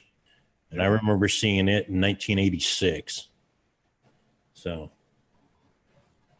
with the advances in technology, maybe I'll get to see it come around for a second time. I don't know. Probably not. Have you seen that new thermal technology where they can look through concrete walls and things? Yeah. I wonder if you could. Lou has the thermal imaging camera that hooks up to his phone. Yeah, I have a FLIR camera, but what he's talking about is a lot more powerful. Yeah. Yeah, you can look through cinder block and concrete walls. I wonder if that would be powerful enough to look through these bridge pylons to be able to pinpoint the bodies. That'd be neat. You would have to get like one of the ones that they mount to the helicopters because those are high powered. The one that I have is for construction, but what its real use is for is like heating and air conditioning to find out where like there's leaks in your windows or gaps in your house. It's not as high powered as the ones that we use in law enforcement, because the ones that we use in law enforcement, we could literally look through a mountain and see a person behind the mountain. That's how powerful it is. Yeah, the ones we had for the fire department for looking for like the hot spots and after the fire's out to determine where the fire started from, things like that. We also used in felony searches with the police department. We could take that thing out, point it at a field, and go, "Oh yeah, he's laying right over there, guys.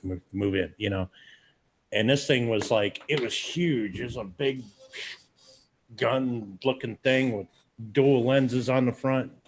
Huge FLIR thing, and it was all in black and white. And those things were like $2,000 a pop for the fire department. That's cheap. The ones that I've seen for like regular, I was when they first came out too. This was back in the 90s. I've seen them, late 90s. I've seen them go up past $20,000. I'd love to get my hands on that the LiDAR, the shit you can strap onto a drone, take it up over an area, and then laser scan the ground, put it into a computer, and you take all the vegetation away to see foundations, roads, and all that stuff that you might not have been able to see just walking through the woods. They use LiDAR to map caves with and all kinds of stuff. I mean, the technology that they have today is just awesome. It is. They're coming out with so much new technology and stuff. That's another thing is how much technology is hidden from us. Right. How much technology is so far advanced that the government decides that we're not ready for it. There's actually, I talked about this before on this show itself. There's a lot of evidence that shows that we have had 0-point energy since the 40s, which means we would be able to run all of our factories, all of our cars, all of everything without having to use natural gas or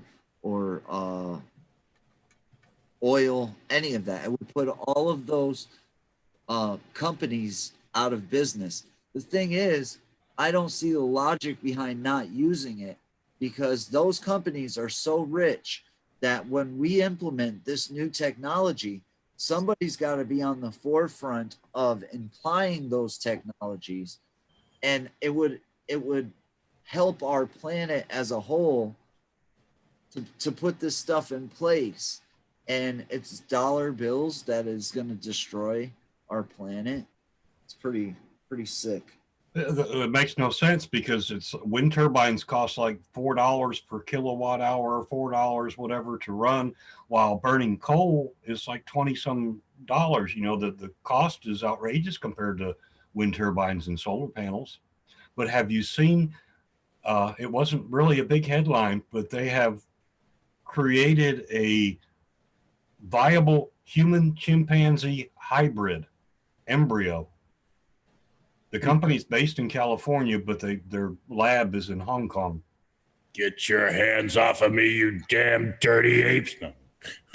No, I've seen this, and with this new CRISPR technology, they've mixed goats with spiders so that we could farm their spider silk, the protein for the spider silk out of their milk. We made fish. The first thing that we've made that we could actually buy ourselves are these glow in the dark fish. Those were part of this genetic modification, and there's like 15 or so species of fish that are man-made fish. We have pigs and cows that have such muscle structure, they look like they've been in the gym on steroids for about 15 years. And it's just, we've affected the part of their genes that promotes muscle growth. We're doing some pretty crazy stuff when it comes to genetic engineering. And there's a lot of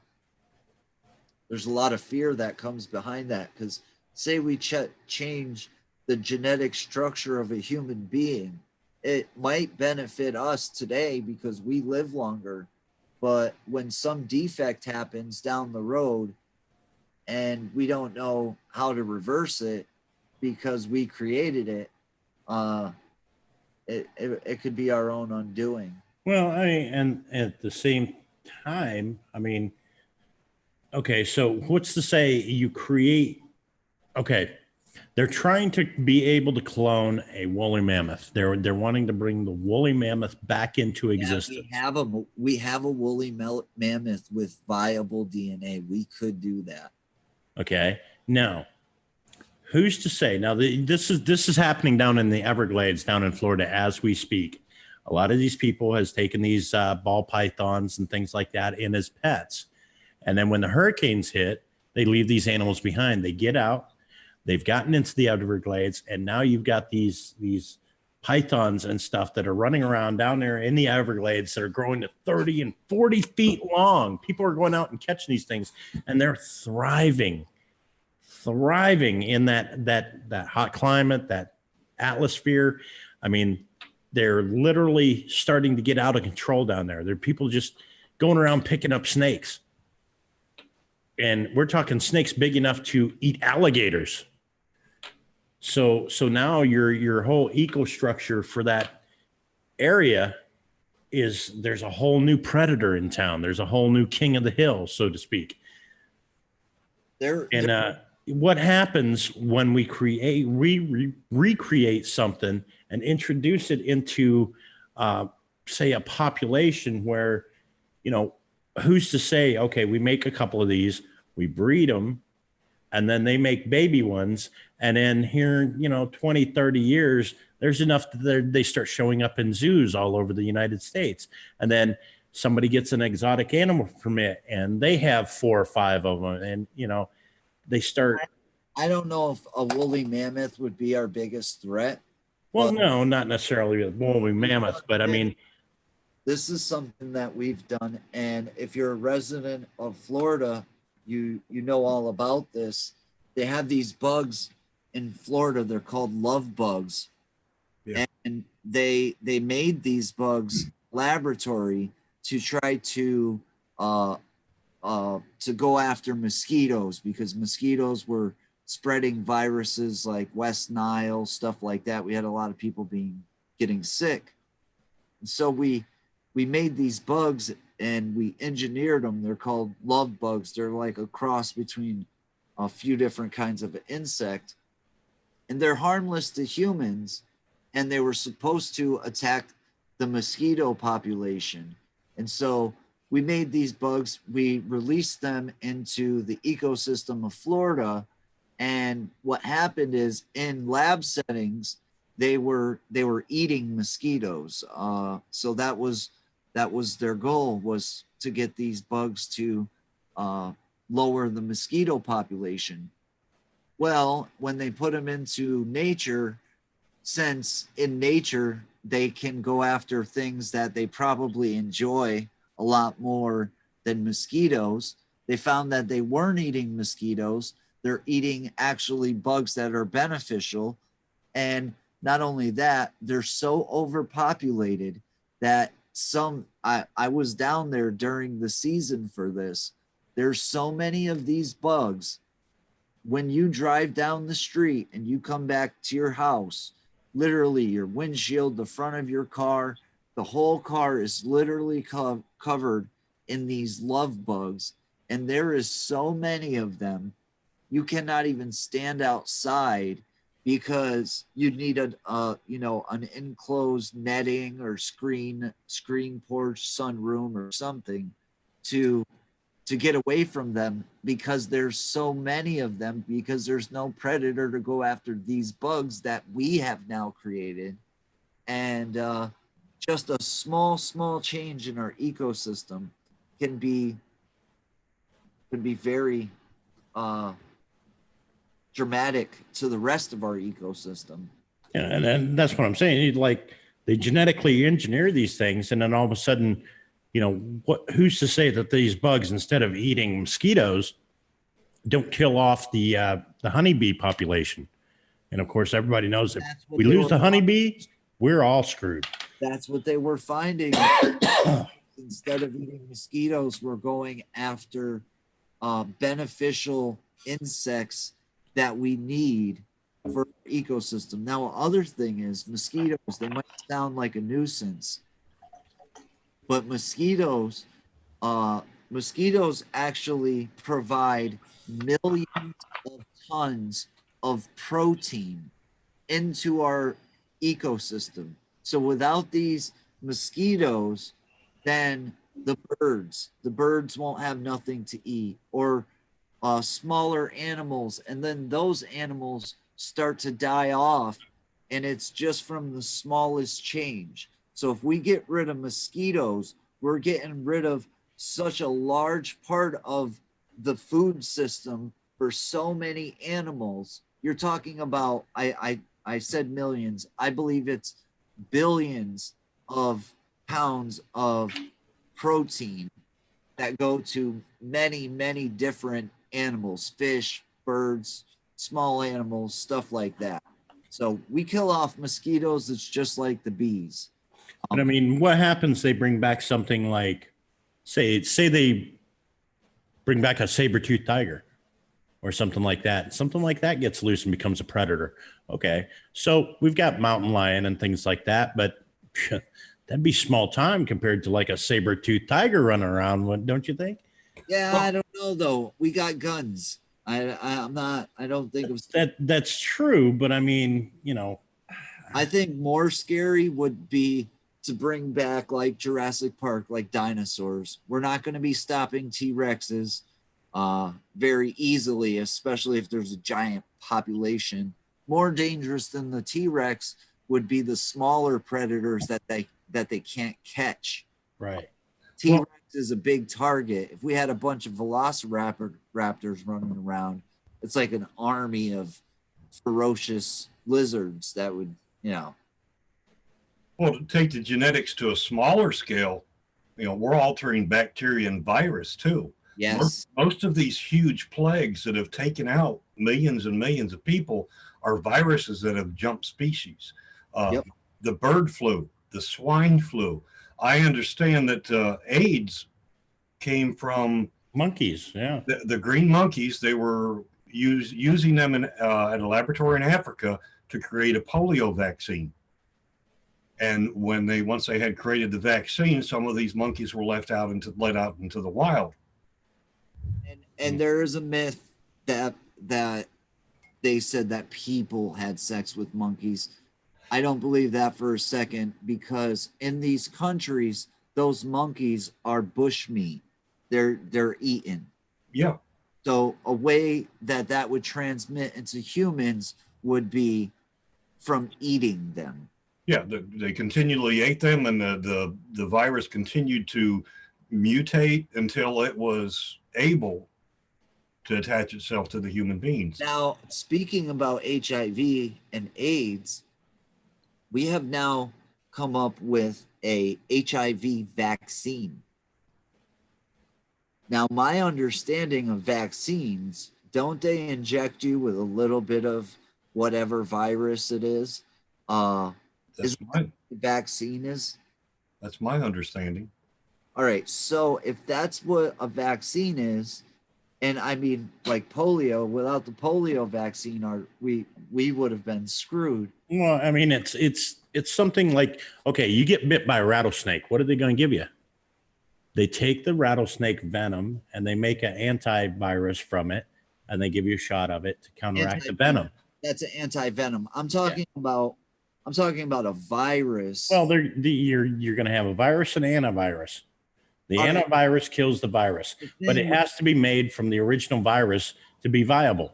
All right, but the thing with HIV is there's multiple different strains of HIV and AIDS, and what really is scary is that now they will be injecting a portion of this virus. Now, for you to catch HIV, you only need to be in contact with a small amount of the virus. And when your body starts to make the antibodies for this, you are now infected with the HIV virus.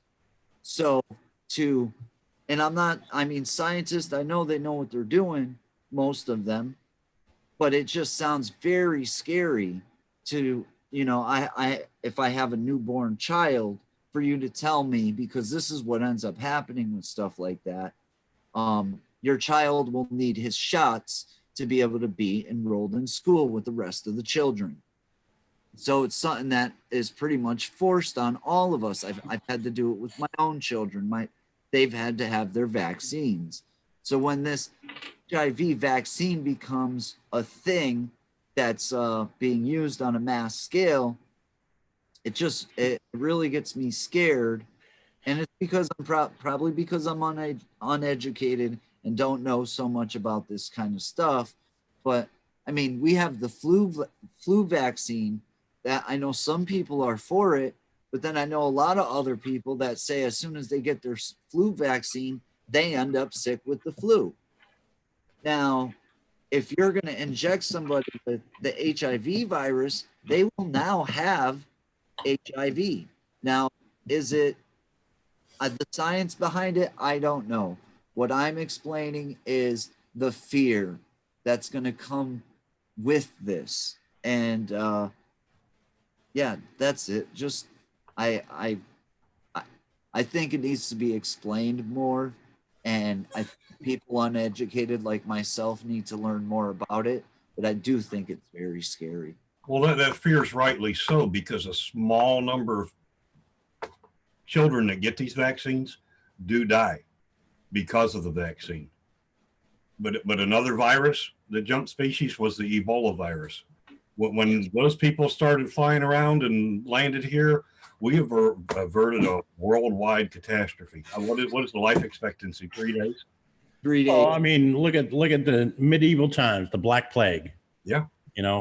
That came from rats. That came from, okay, there was no septic systems or anything like that. Medieval times, people would shit in a pot and dump it out their window right into the streets. And the rats were getting into this stuff and all this disease and stuff, and these rats were developing. And then the next thing you know, the Black Plague is there. You know what I mean? There's also a theory that even though it came from the rats, it wasn't the rats. It was the fleas that fed off of the rats that Passed it on to the humans. But right now in Nantucket Island, they're actually debating genetically modifying the mice on the island. And what's going on Nantucket Island is there is an outbreak of Lyme disease. It's like a big portion of the island. People are affected with Lyme disease. Now, a lot of people think that it's ticks that spread the Lyme disease, and that is true in a way. But the way that these ticks get the Lyme disease is the ticks get the Lyme disease from the mice, and then the ticks end up spreading the Lyme disease to other animals, deers, humans, stuff like that. So now on Nantucket Island, this is happening right now with that. I've mentioned this before, CRISPR, CRISPR. It's a genetic modifying technology that is just came out of, I believe it was Salk University, or who was the guy who created the polio vac? Jonas Salk? Yeah. Salk University. And so right now, the scientists are going to the people. They're letting the people vote. They said, you know, we're not going to do this if you guys don't approve it. But if you do approve it, what we want to do is we want to take the population of the mice and we want to genetically modify them so they're resistant to the Lyme disease. I don't know what it is, virus, disease, whatever. It's a disease, anything, whatever. But they want to genetically modify these mice. And in doing so, they believe this will eradicate Lyme disease. And the reason they want to do it on an island is because it's in a closed environment. So whatever happens on that island will be a test for the rest of the world. Now, half of the people that are against it are saying, well, what are the long-term effects from genetically modifying our mice? Are other things going to happen? We don't know. In the short term, we could eradicate Lyme disease for all these people that are being affected, but there's a big debate going on. But this might actually happen. You can look this up, Nantucket Island, Lyme disease, and modifying mice. You'll find it all over the internet. This is something that's happening right now. I think with that, I think we'll wrap there for tonight. Guys, I want to thank everybody for showing up out here. Remember Thursday night, 9 o'clock, we're going to try to help out our friend Donna Rockfam. She was in a horrific car accident recently. She is still in the hospital right now. She's going to have a long, long road to recovery. So be here for that. We're going to try to help her out as much as we can. Thursday night, 9 o'clock. I know Lou Rock has, you didn't do your show last night, did you? No, I didn't get to do my show last night. Okay. So you going to do one tomorrow night? I will be doing multiple live streams this week. I will make up for missing my live stream last night.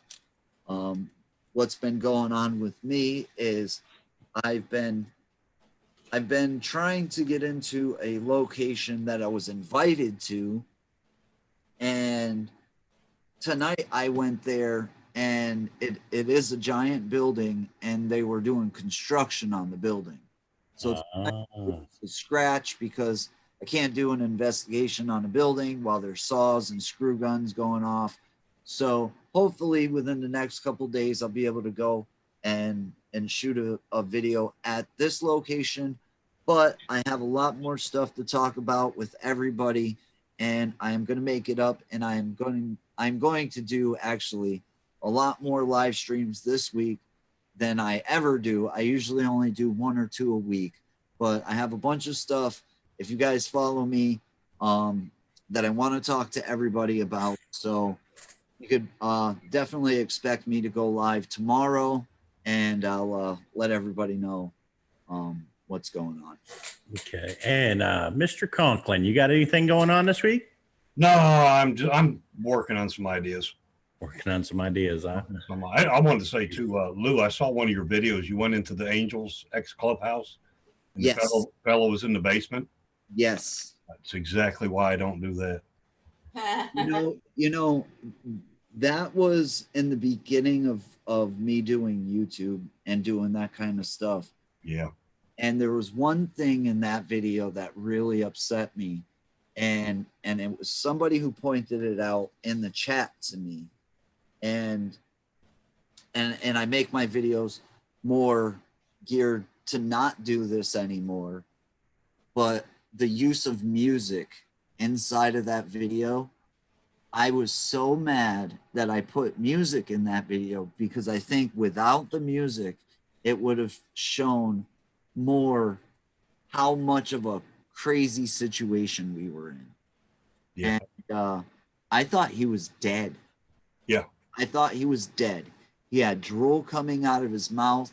He had very shallow breathing. He was not breathing at all. It was blurred out in the video, but there was paraphernalia all around his body, and the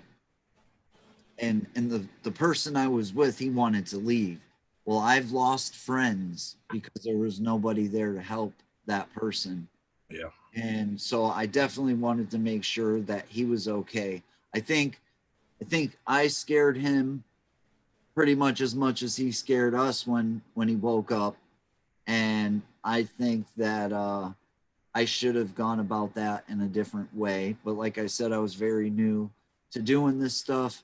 And but yeah, that place is, do you know that the history behind that building, and this can be looked up, there was 3 Hells Angels that were hired to dispose of a body, and they had dismembered the body, and they were hiding out inside that building. And I actually know the owner of that building, and that's how I got to go in there. I had permission to go in there. Yeah. Nice. The 3 guys are now sentenced to life in prison for dismembering a human being. But that's what I was going in there for, was, the story of, these 3 guys hiding out in there, and a guy was dismembered, and they ended up getting caught. But never did I think I would bump into somebody like that in that, especially knowing the owner and knowing the previous tenants. I wouldn't think that somebody would have the gall to encroach on their territory per se. But right. Yeah, that was a crazy. I got a lot of them, man. Check out. Yes, guys, if you haven't checked out Lou Rock's channel, if you're new here and you don't know who Lou Rock is, you must have been under a rock. But if you don't know who he is, get over to his channel, hit that bar, ding that bell, drop a like on one of his videos, and leave him a comment so he can get back with you. Make sure you're doing the same with Mr. Conklin there. My favorite video is the one where I'm in Florida with my friend Patty from the G team. Urban Ghosts, Urban Explorations was there. The Holy Walkers was there. Heather's Hauntings was there. And so we're there and we're doing a walk around, and I look up and I see a helicopter, and this is right in the video. And I look up and I say, hey, that helicopter's pretty close. We got 11 people here. I think I counted like 30 flashlights between the 11 people. Like, I looked at Kyle, he had a light on his head, a light on his camera, and a flashlight in his hand. So we got 11 people walking through an abandoned town, fully lighting up the whole place with tons of lights. And so I looked up at the helicopter and I said, hey, we might want to turn our lights off for a second, because, that helicopter seems to be checking us out. And Rob from Urban Ghosts, Urban Exploration looks over at me and he says, well, the National Guard is right down the road. They fly here all the time. We don't have to worry about it. So I'm like, all right, you know, I'm gonna take his advice. He lives there, and he probably knows better than I do. And so we go into a building, we turn our spirit box on, and the spirit box is telling us, the police, they're coming,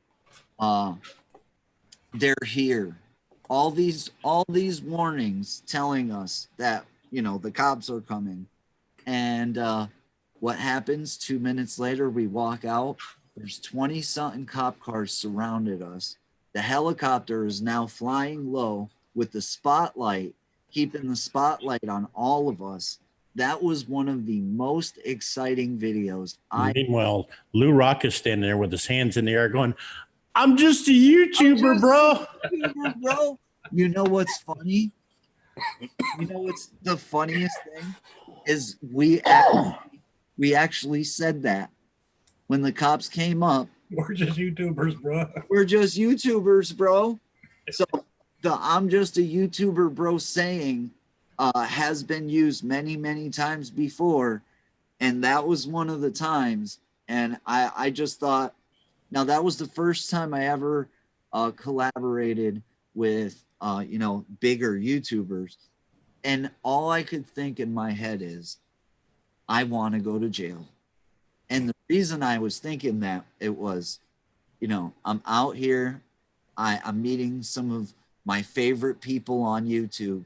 How epic would it be to go to jail with all my favorite YouTubers? And so that video in my head has always been the best video I've ever done. I until the Tammy series, but I mean, that was fun. It was exciting. They held us there for almost 3 hours, running through, you know, all our equipment, and we ended up getting no trespass orders. But the video is called Busted for Ghost Hunting. Might want to check that one out. That one's funny. Right. Okay. Well, guys, I'm going to end this here. Want to thank everybody for coming out and give some shout outs here. Not a great gamer is in the house. He's got the sausages on the grill. Granny's Paranormal House of Chills. Joy Sumter. Toxic's in the house. Benny Loco Urbexer. Jess. Let's see. Redbeard's out there. Redbeard 1979. Redbeard is somebody that I got to meet. What's up, Redbeard? But I want to know when me and Toxic are going to meet up, because Toxic doesn't live too far away from me. Right. Beth Plant's in the house. Lou Rock, I tried telling Patty you can hear her saying her name on her video, but she's too busy to catch it all. I tried. Hey, I did have one idea I was working on. Somebody like JoJo might be able to use this for when they're on the panel. You can sit there and stream for hours and be on panel, and you could be sleeping. You should market those, man. We'll call him the let's watch the overnight stream on Green Bay Wacky Glasses. There you go. Well, I thoroughly enjoyed it. Just kidding. What's going on, Green Bay? He says, still here, hanging out. I've thoroughly enjoyed this conversation. I appreciate you having me up. I appreciate you coming up, man. And shout out to JoJo Walker for being up here with us for a while tonight. She got tired. She's been working. So, yes, prayers for James, the sharpshooter. He is in the hospital. He did have a heart attack. He was. They had to revive him at one point. So yeah, he had an actual heart attack. Yes, he had an actual heart attack, and they literally they had to revive him at one point. Wow. So prayers out there for the sharpshooter. And he's very young to be having heart attacks, man. Like I said, guys, here Thursday night, 9:00 on this channel, we're gonna try to help out Donna Rock, who was in a horrendous car crash here recently, and is still in the hospital. She's gonna have a really, really long road to recovery, and we'll get into more details on that night. Other than that, we will see you back here. Oh, okay. My wife's going Friday. Okay, Friday. Now, this weekend is OG's birthday. So watch for the unboxing video. She's going to have her birthday. She got presents from, who else sent? Aniki, Lunatic Dad, Tina with 2 N's. Brandy, wasn't it? And Brandy, yes, Brandy. So watch for the unboxing video from OG this weekend. She's going to be opening all her presents. We're going to video it and put it out. And so other than that, we will see you back guys, here on Sunday night for hashtag Scary's Catch. If you guys watch my channel, don't miss out tomorrow. I have a really important live stream. That's all I want to say. Don't miss out. It'll probably be around 7:30, 8 o'clock at night. So there you Oh, it's a big one, huh? go. Yeah, for me. Life changing or what?